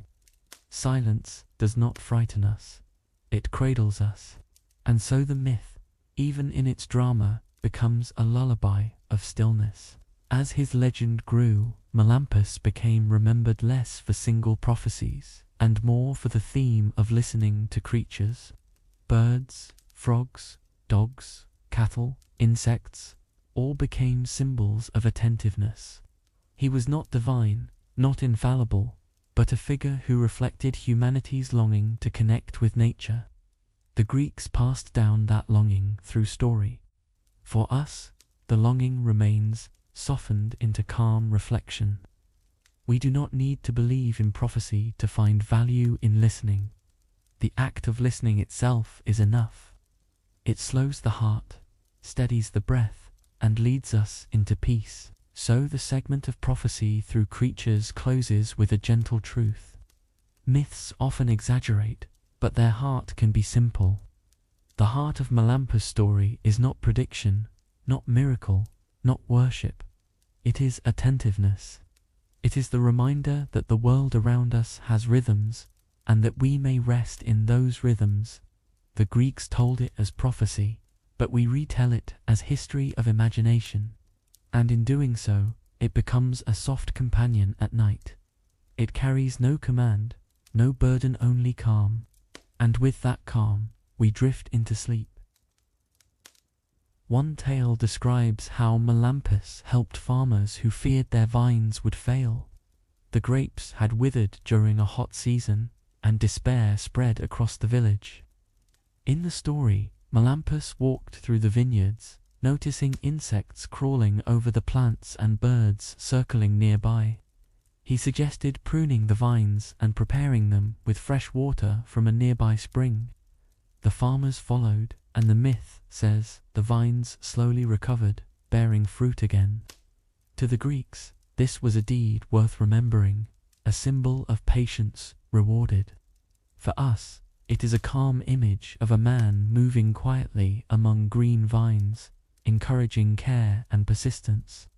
It reminds us that even in stories, renewal follows attention, and in listening, we too can feel renewed. Another famous deed appears in myths about marriage. Leaders asked Melampus to interpret signs before unions, hoping to ensure harmony. He watched animals, the flight of birds, and the calm or unease in the air. Then he gave advice, often encouraging patience before rushing decisions. This became part of his reputation as a wise counselor. But it was not prophesied, was storytelling shaped to remind people that patience brings peace. For us, the picture of Melampus quietly speaking to families is soothing. It shows how myths gave space for reflection in important moments. And reflection is what we share tonight as the story slows our thoughts. One story tells of Melampus guiding a village through sickness. Cattle grew ill, and people feared famine. Melampus, in the tale, studied the behavior of birds and insects, then recommended moving herds to fresher fields. The villagers obeyed, and the animals recovered. The storytellers turned this into a legendary deed of foresight. Yet beneath it lies practical truth. Herds survive when they move to clean pastures. By preserving it in mirth, the Greeks ensured such wisdom was remembered. For us, the story is not a prophecy, but a gentle reminder of care for animals. That reminder, told softly, brings calm. In some versions, Melampus was asked to help travelers lost in forests. The villagers feared for their safety, so he entered the woods, listening for sounds. The myth says birds guided him with their calls, leading him to the travelers. He brought them back safely, and the community praised him. This was shaped into legend, but at its heart, it honored attentiveness to the natural world. For us, the picture of a quiet guide following birdsong is peaceful. It transforms the fear of being lost into the calm of being found. And such images cradle us gently, like voices guiding us through night. Another deed told of Melampus' warning about floods. He noticed frogs croaking loudly in marshes and cattle refusing to enter low fields. He urged villagers to move, and later, the flood came. The Greeks made this into prophecy, but in truth, it was an old memory of how people read nature's warnings. By giving it to Melampus, they kept the lesson alive. For us, it is not about predicting floods, but about respecting nature. Listening to small signs, even in story, becomes a way of calming the mind. It is a reminder that attentiveness keeps us safe, and in rest, safety is all we need. In yet another story, Melampus was called to interpret dreams of fear. Villagers saw visions of storms and battles, and they worried. He told them gently that dreams reflected their worries, not certain futures. This made him a figure of comfort, not of fear. The storytellers shaped this into a deed of wisdom. For us, it shows how myths allowed people to express anxieties, and when we retell it, it becomes a tool for calm. Dreams are not prophecies, they are stories our minds create, and in that softness, we can let them drift away, like clouds in the night sky. Another deed linked to his name was saving a child. In the story, villagers panicked when a child fell ill with fever. Melampus gathered herbs, watched animals nearby, and made a gentle brew. Slowly, the myth says, the child recovered. For listeners, this was more than healing. It was hope that care could save life. For us, it is not medicine but metaphor. It shows how people turned care into legend, and when we hear it tonight, it soothes us to imagine such gentleness, attention, patience, and kindness woven into story. This is the kind of deed that lingers softly in the heart. Melampus was also remembered for preventing conflict between villages. Leaders prepared for war, but he listened to the calls of birds and warned them of disaster if they fought. They hesitated, and peace returned. Whether true or not, the myth carried the message that peace is stronger than war. The Greeks wove this message into his character, making him a symbol of harmony. For us, it is not a prophecy, but a bedtime lesson. Calmness prevents conflict, and patience brings peace. That thought is soothing, a gentle note to carry us deeper into night. One tale shows him guiding a community to plant trees after fire. He saw animals searching for shade, restless in the heat. He told the villagers they must restore balance by planting again. They listened, and the myth says the land recovered. This deed reflects the timeless value of renewal. It is not prophecy, but care for the earth, preserved in legend. For us, it is a hopeful image, people working together, hands in soil, guided by patience. That image carries calm, like the slow growth of trees in sunlight. It is a picture to dream by. The famous deeds of Melampus, remembered through myth, were never about conquest or worship. They were about patience, listening, and harmony with life. Each story exaggerated his gift, but at the center lay human truth. Attentiveness matters. The Greeks shaped him into a character who embodied that truth, and so the stories survived. For us, they remain not as prophecy but as calming reflections. They teach us that gentleness is strength, that quietness carries wisdom, and that care is a deed worth remembering. And as this segment closes, the deeds rest like soft echoes in the night. Echoes that help us breathe more slowly, ready for sleep. The figure of Melampus lives not only in single tales of healing or prophecy, but in memory itself, carried through centuries of storytelling. The Greeks told his myths around fires, in marketplaces, and during gatherings, weaving his name into the fabric of culture. He was not remembered as a god to worship, but as a character whose story illustrated attentiveness.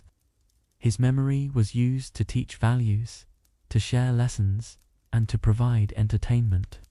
And so, long after the first stories were told, the memory of Melampus still traveled, reshaped by each generation. For us, hearing it tonight, his memory is less about ancient fame and more about gentle rhythm, a story that calms as it drifts through time. Memory in myth is rarely exact. Stories change as they move from one voice to another, shaped by the needs of listeners. In some places, Melampus was remembered as a healer. In others, as a dream interpreter. Some called him wise, others called him peculiar. These variations were not contradictions, but reflections of how myth works. Flexible, alive, adapting. For us, it shows how memory is less about precision and more about meaning. The meaning of Melampus was always the same: patience, listening, calmness, and that is why the memory lasted. One way his memory survived was through oral tradition. Elders told children about him, not to create faith, but to pass along lessons. They told of how he noticed signs others ignored, how he helped people without demanding power. The children remembered and later retold the same stories with their own adjustments. This cycle of memory kept his story alive. For us, it is soothing to think of voices carrying stories across centuries, like gentle waves passing one to another. In that rhythm, we too find calm. storytelling becomes not only entertainment, but also comfort. The Greeks also connected memory with place. Certain fields, rivers, or towns were linked with Melampus deeds. Here, they might say, is where he healed the sick, or this is where he listened to birds. These were not historical facts, but narrative landmarks, giving the land a story. People often feel closer to places when they carry tales. For us, hearing these memories now, it is like walking slowly through a landscape painted with imagination. Each place holds not a prophecy, but a calming association, a reminder that humans once sought meaning everywhere they looked. In myth, memory often serves as explanation. People remembered Melampus when they needed a reason for unusual events. If storms came suddenly, they said he had once predicted such things. If animals behaved strangely, they said he had once explained it. His memory was shaped to fit circumstances, providing comfort when life felt uncertain. For us, it shows how memory can be flexible, bending to ease worry. That flexibility is calming. It tells us that stories are not about absolute truth, but about reassurance. And reassurance is exactly what we seek at night. The memory of Melampus also survived in art. Frescoes and pottery sometimes showed a man with animals, birds circling above, or cattle nearby. These images were not portraits, but symbols. They reminded viewers of the myth, of the lessons it carried. Art became a vessel of memory, holding fragments of story long after words faded. For us, imagining such art is soothing. We picture faded colors, soft lines, and quiet scenes of a man among animals. It is less about worship than about beauty. And beauty, when gentle, helps us rest. Another way memory endured was through poetry. Greek poets sometimes included Melampus in their verses, linking him with themes of wisdom and calm. These poems were recited in gatherings, their rhythm carrying the story further. For us, the idea of words flowing in verse is calming. Poetry is close to lullaby, its repetition and sound soothing even when content is uncertain. To imagine a poet's voice repeating Melampus' name is to hear memory in music, a quiet melody drifting into the night. Over centuries, his memory shifted. Some later storytellers made him larger, exaggerating his deeds. Others softened him, portraying him simply as a wise listener. Both versions survived, because both carried meaning. Myths are like rivers. They branch, they change, but they still flow. Melampus' memory flowed in many directions, but always toward calm.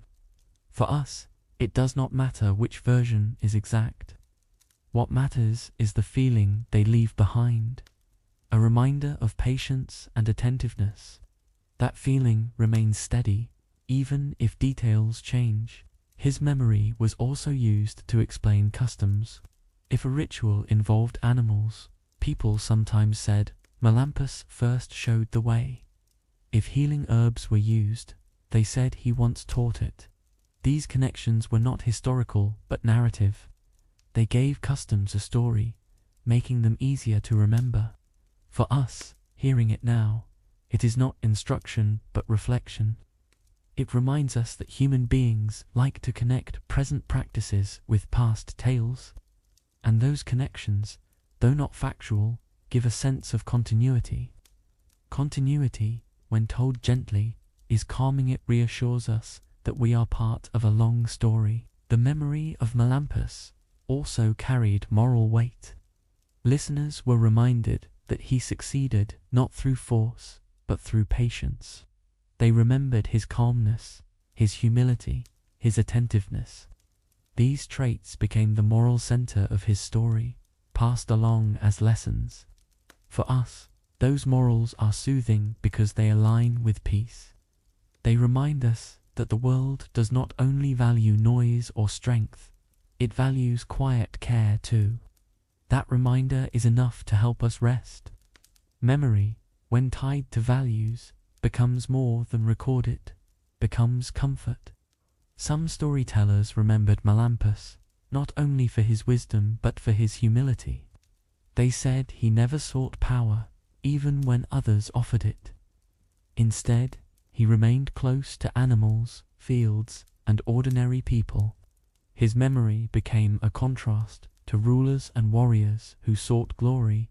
He was remembered not for conquest, but for gentleness. This was unusual in myth, where heroes often carried swords. But Melampus carried silence, and that silence became his legacy. For us, this memory is soothing, because it tells us that history, whether factual or imagined, also honors quiet lives. And quietness is what helps us rest. In some later retellings, his memory blended with other traditions. Different regions shaped him to fit their own stories. Sometimes he was remembered as a healer of animals, sometimes as a dream interpreter, sometimes as a wise counselor. This variety shows how memory is alive, always changing with culture. Myths adapt to the needs of the people who tell them. For us, it does not matter which version is closest to the original. What matters is that all versions carry the same core: attentiveness, patience, listening. That core is steady, and it is what we hear now in the calm of evening. There were also memories of him tied to rituals of storytelling itself. When a storyteller began to speak of Melampus, listeners already knew what kind of tale to expect: quiet, thoughtful, centered on wisdom rather than war. His name became shorthand for a certain kind of story. That is why his memory lasted, because he filled a space in imagination that no other figure did. For us, this is comforting. It means that stories are not only about characters, but about moods, about feelings they leave behind. And the feeling of Melampus is calm. Later poets sometimes used his memory as metaphor to describe someone attentive. They would say, like Melampus, he hears what others miss. To describe wisdom, they would connect it to his name. Even if listeners no longer believed in the details of the myth, they still understood the meaning. Memory became a symbol, a word carrying lessons without needing the full story. For us, it shows how myth can shrink into proverb and still carry power. And proverbs, like myths, can be soothing in their simplicity. Memory also has the power to comfort communities. When hardships struck, stories of Melampus were retold, not because they solved problems, but because they reminded people of resilience. They reminded listeners that patience and care had value, even in difficult times. This was the true purpose of memory, not to prove events, but to soothe hearts. For us, this is exactly what we seek at night. We are not asking for prophecy, but for comfort.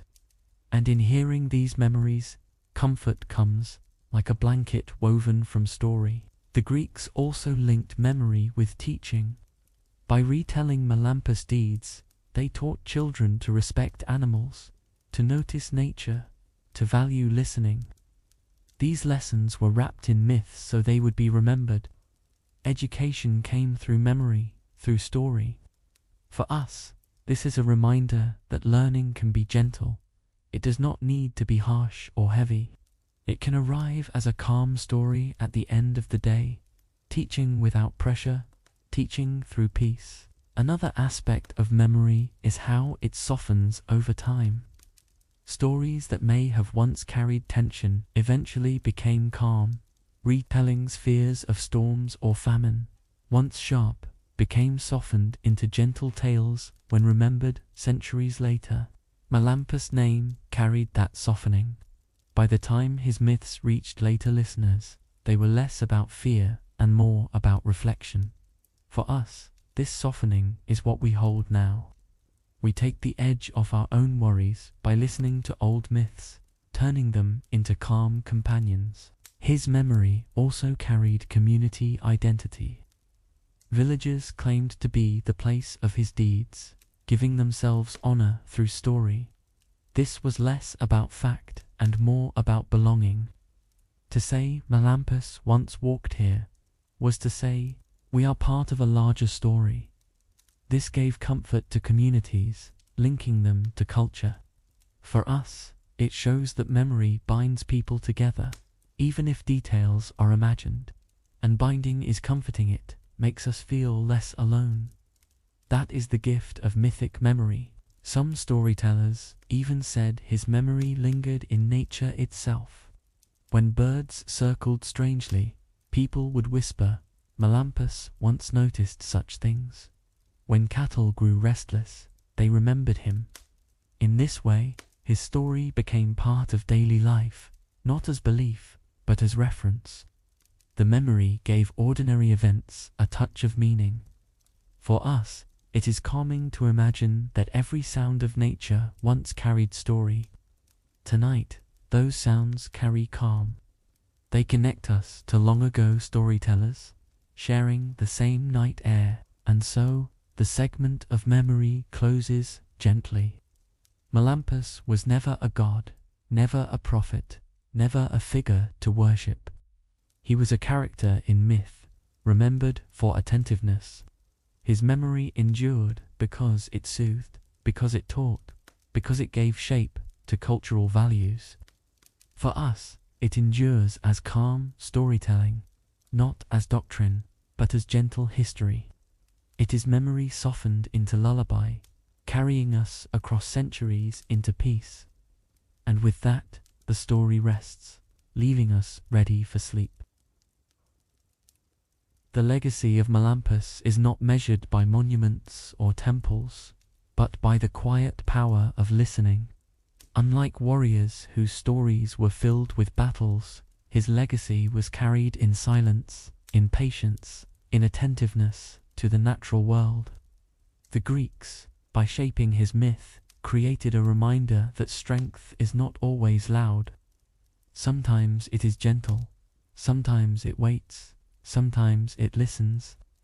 That was the legacy they wanted to remember, and it is the legacy we retell now. For us, it is soothing because it reminds us that even in noise, calmness has a place, and calmness is what guides us gently into sleep. Listening, in the myth of Melampus, was more than hearing sounds. It was the art of paying attention, of noticing what others ignored. He heard the cries of animals, the rustle of leaves, the silence before storms. The Greeks exaggerated this into prophecy, but the truth beneath it was simple. Attentiveness brings wisdom, that truth has survived longer than the myth itself, and for us, it becomes a gentle lesson. To listen is to slow down. To slow down is to rest. And rest is what we seek tonight, carried on the soft rhythm of story. His legacy also showed that listening creates connection. In the tales, people came to him not because he commanded them, but because he heard them. He listened to fears, to dreams, to worries. That act alone made him valuable in myth. The Greeks shaped him into a character who proved that listening itself can heal. For us, this is comforting. It reminds us that being heard matters, and that hearing others brings peace. And in listening to stories, we too find calm, as if the past itself were hearing us back. Another part of his legacy is humility. Melampus never demanded worship in the myths. He was remembered as modest, grounded, human. This humility made him different from larger-than-life figures. It kept his memory soft, approachable.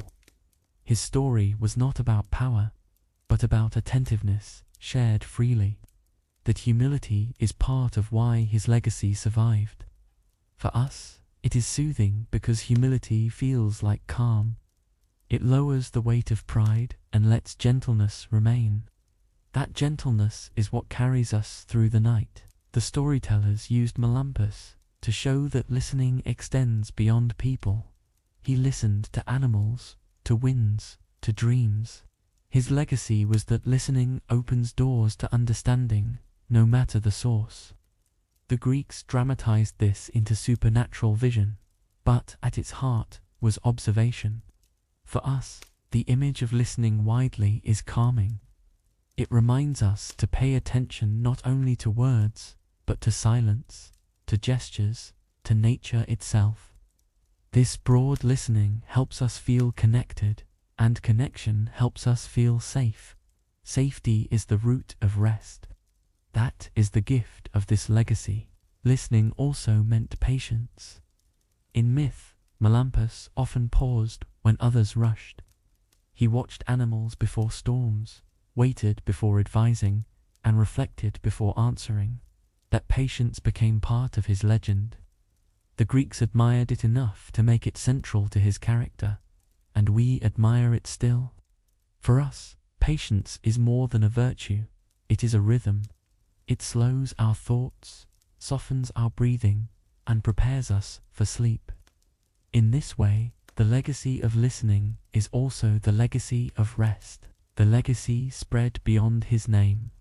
Later, storytellers used him as an example when teaching children or counseling disputes. Listen, like Melampus, they might say, as shorthand for attentiveness. His story became less about one man and more about a way of being. This transformation is the true sign of legacy. When a story becomes a practice, when a character becomes a value. For us, hearing it now, it becomes a practice too. We listen slowly, attentively, and in doing so, we create calm in our own hearts. That calm is the inheritance of myth. Listening, as remembered in his story, was also about empathy. To listen deeply is to imagine the feelings of others. The Greeks did not use that word, but they showed it in Melampus. He noticed, cared, and acted gently. That empathy turned him into a healer in mirth. For us, empathy brings peace. It softens edges, eases tensions, and creates space for rest. And so, the legacy of listening is not only observation, but compassion. Compassion, when spoken softly, is itself a lullaby. In some versions of the myth, his listening extended to dreams. People shared their strange visions, and he turned them into guidance. Whether accurate or not, the act of listening gave comfort. That comfort was the true power of his story, not accuracy. For us, it is a reminder that listening is more important than solving. Sometimes, to listen is enough. It eases hearts, softens minds, and steadies the body for rest. That is the heart of his legacy, and it remains timeless. Finally, the legacy of listening survived because it was useful. Communities valued those who noticed signs, who calmed disputes, who offered gentle guidance. They wrapped this usefulness in story, giving it a name, Melampus, and so his legacy became cultural memory. For us, it survives not in temples or monuments, but in the calm feeling it gives. We listen to his story tonight, not to believe, but to rest. And in resting, we honor the legacy not as worship, but as peace.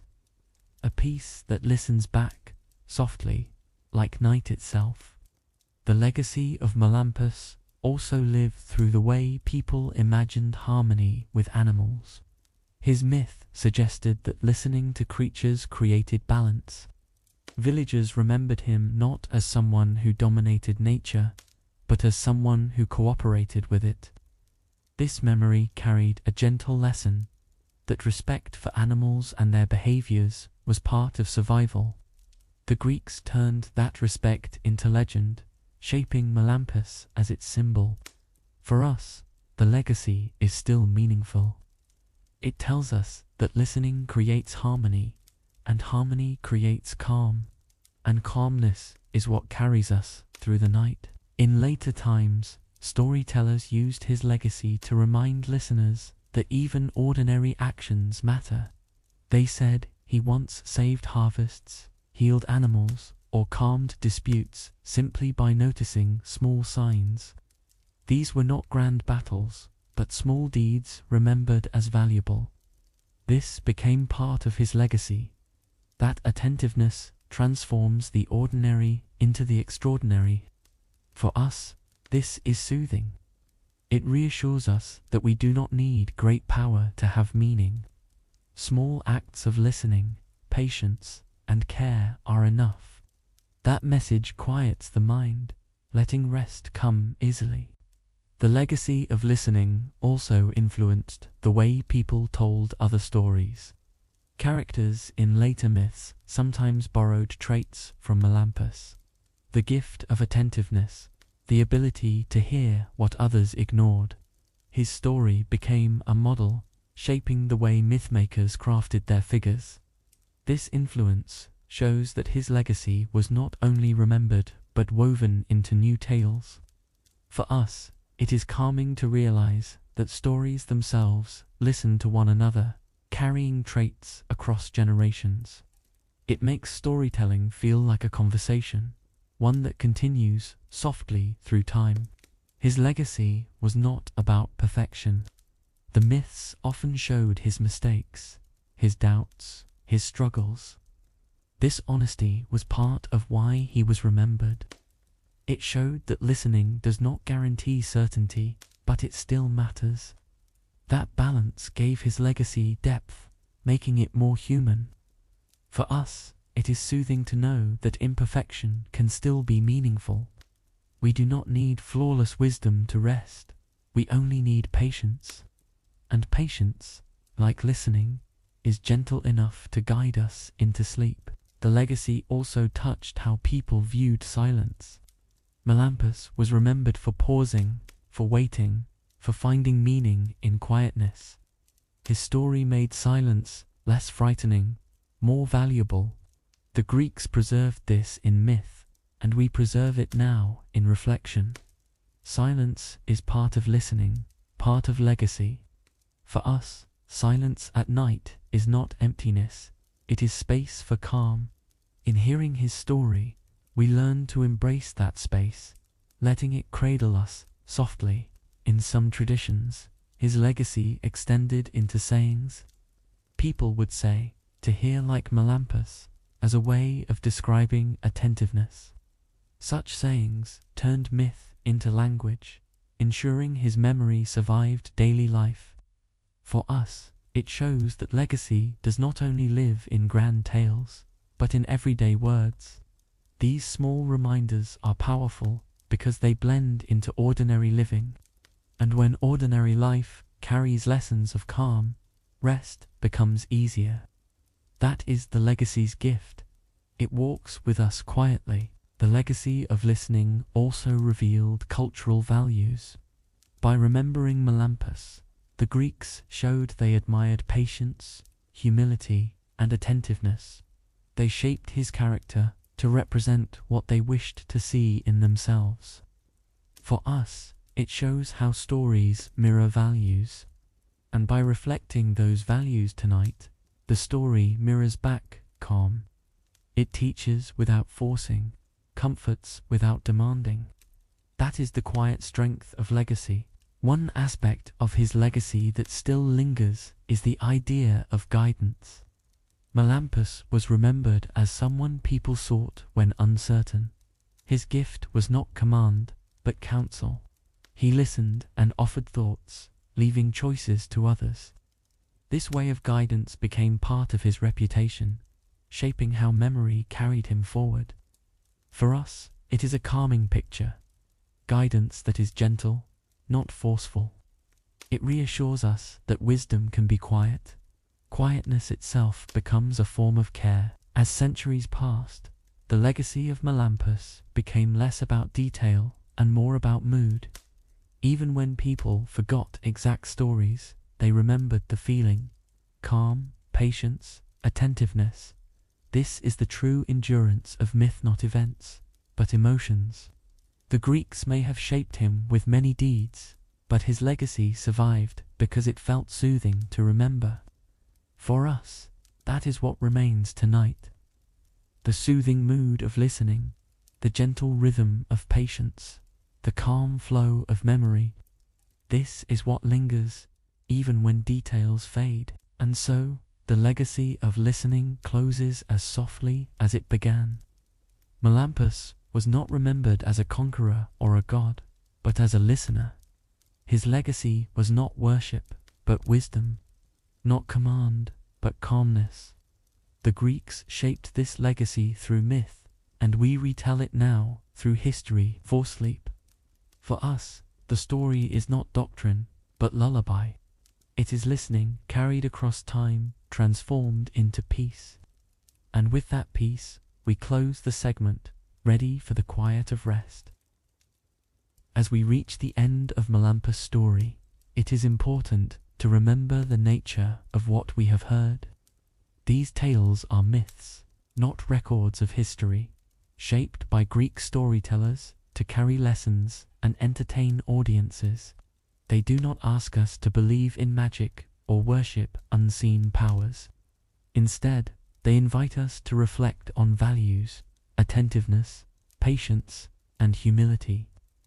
The closing of this journey is not about proving the past, but about carrying forward its gentle rhythm. For us, the calm memory of Melampus is like a soft voice at the edge of sleep, reminding us to listen, to slow down, to rest. Reflection shows that myths survive not because of accuracy, but because of meaning. The Greeks shaped Melampus to embody listening, making his story different from those of warriors and kings. While others sought glory through conquest, he found value in silence and care. This is why the myth endured, and why it still soothes us now. It is not the detail of his deeds that matters most, but the mood they leave behind. For us, that mood is calm. Calmness is the true treasure carried through centuries, offered again tonight in the quiet of storytelling. Closing reflections also remind us that stories connect us across time. The Greeks who first told Melampus' myth sat under stars, their voices rising like embers. We, centuries later, hear the same words in softer tones, with different understanding. They told it to explain the world, we hear it to rest. Yet the bridge remains. The act of listening unites us with them, even across ages. That connection is gentle, not heavy. It is a reminder that stories carry humanity forward, keeping us linked in calm reflection. The story of Melampus also reflects the way humans process uncertainty. Fears of storms, illness, famine, or conflict were wrapped in his character. He became the vessel through which anxieties were given shape, and in giving them shape, people found comfort. For us, that same comfort remains. We too carry uncertainties, though different in form. By hearing them expressed through old myths, we feel less alone. It tells us that humanity has always sought peace in story, always needed voices to calm the heart at night. Closing the story also allows us to notice what has not been said. We have not been told of glory or conquest, of wealth or triumph. Instead, we have been told of quiet deeds, healing, listening, guiding, remembering. These are softer themes, but they linger more deeply. They show that myths did not only glorify power, they also celebrated patience. For us, this is what makes Melampus' myth uniquely calming. It is a myth of gentleness, a rare lullaby hidden among ancient stories. And that lullaby carries us into night. As we reflect, we may also notice how myths soften over time. Harsh fears of storms or famine, once sharp to ancient listeners, have become gentle images for us. What once frightened has been smoothed into symbols. This softening is part of the story's gift. It shows us that time itself can heal fear, turning it into calm memory. For us, that is a soothing thought, that even our own worries may one day soften, becoming less heavy, more like gentle echoes, echoes that lull us into rest. Another reflection is about humility. Melampus was never remembered as flawless. His mistakes were part of his myth, his humanity preserved in story. This humility made him approachable, a figure not of perfection but of patience. For us, it is comforting to know that imperfection has value. It tells us we do not need to be flawless to find peace. We need only patience, attentiveness, and rest. And that reminder comes softly in his myth, like a hand lowering weight from our shoulders. Closing reflections also show us how stories become companions. Melampus is not a figure we believe in, but one we walk alongside in imagination. His presence is gentle, his pace slow, his voice calm. He becomes a companion for the evening, not a master or leader. For us, that companionship is soothing. It feels like walking through fields with a quiet friend, hearing stories instead of noise. Companionship of this kind carries us toward sleep. It turns story into comfort. As the segment draws to its end, the rhythm of listening continues. We began with a boy in fields, hearing animals. We traveled through healings, trials, prophecies, and memory. And now we close with reflection. The circle is complete, soft and whole. The Greeks created the circle. We rest within it. The journey of Melampus is not a journey of belief, but of calm storytelling. And in that calm, we prepare for rest. Finally, reflection teaches us that stories are never truly about the past. They are about the present moment.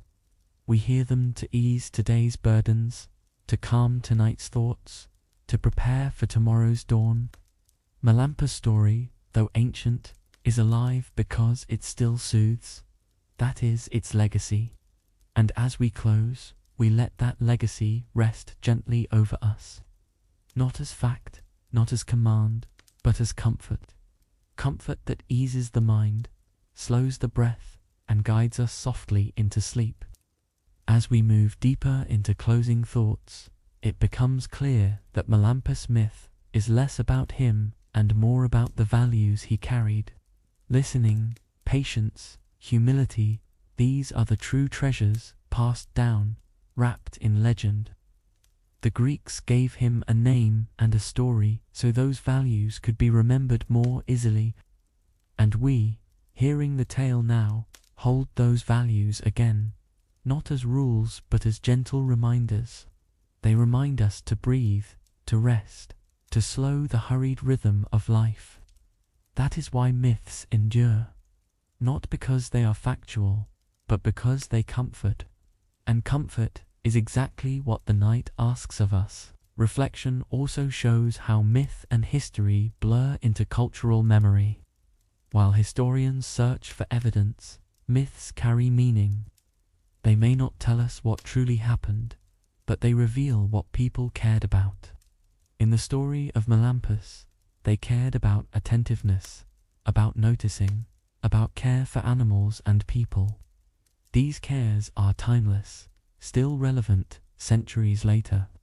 For us, they come not as lessons to study, but as soft images to rest with. Listening to them is like watching ripples on water, gentle, calming, endless. Another closing thought is about universality. Across cultures, there are always stories of listeners, of healers, of patient guides. Melampus is only one version among many. This universality shows that humanity everywhere has admired the same values. It reassures us that our longing for calm, for attentiveness, for kindness is not new. It has been with people always, carried in story. For us, this recognition is comforting. It makes us feel part of something larger, a shared rhythm of humanity seeking peace. Closing also means gratitude. The Greeks who told these stories gave us more than entertainment. They gave us echoes of their lives, their hopes, their fears. By listening to Melampus, we listen to them too. Their voices cross time, reaching us softly tonight. This is the quiet gift of myth, connection through centuries. For us, that gift is not heavy, it is light, like a feather drifting down. We catch it, hold it gently, and let it rest with us as we prepare for sleep. In the stillness of reflection, we notice that stories are not only about characters, but about the act of storytelling itself. The rhythm of voice, the pause, the imagery, all of it creates calm. This is why myths were told at night, by firesides, under stars. They were not only lessons, but lullabies. Melampus myth joins that tradition, flowing into our ears as softly as it once flowed into theirs. And so, we share the same quiet across centuries. This quiet is the heart of storytelling. The closing of his story also reminds us that we, too, carry myths forward. By listening, we preserve them. By retelling, we reshape them. Tonight, by hearing Melampus' name, we are part of a chain of memory stretching back thousands of years. This thought, instead of being heavy, is light and calming. It shows us that stories are endless, yet gentle. They do not demand, they simply linger, like music fading into silence. As we close, let us reflect on the contrast between myth and life. In life, struggles may seem heavy. In myth, they are softened into story, manageable and meaningful. This transformation is itself a kind of healing. It shows us that perspective can ease burden. For us, this is the final lesson of Melampus. Not that animals speak, not that prophecy is real, but that stories soften life. Softening is enough. Softening is rest. Closing thoughts also return us to listening. Tonight, we have listened to a story, but also to ourselves. We have slowed our breathing, noticed our thoughts, and allowed calm to settle in. This act mirrors Melampus' legacy. Attentiveness. Listening inward is as soothing as listening outward. It reminds us that calm is already within us, waiting to be noticed. That is the truest legacy to carry into sleep. The final reflection is that myths, like nights, always end. But endings are not losses. They are invitations to rest. Melampus' story closes, and so does this telling. Yet the calm it brings does not vanish, stays with us, like a soft rhythm in the background. It will carry us into sleep, into dreams, into morning. That is the gift of myth. Not permanence, but peace. And so, with the story closed, we breathe slowly. We let go of the day, of noise, of weight. We remember that Melampus is only myth, but the calm it offers is real. That calm belongs to us now. It belongs to our night, our rest, our sleep. May it linger gently, carrying us forward. And with that, the voice fades, leaving only quiet. Quiet enough for peace, quiet enough for dreams, quiet enough for sleep.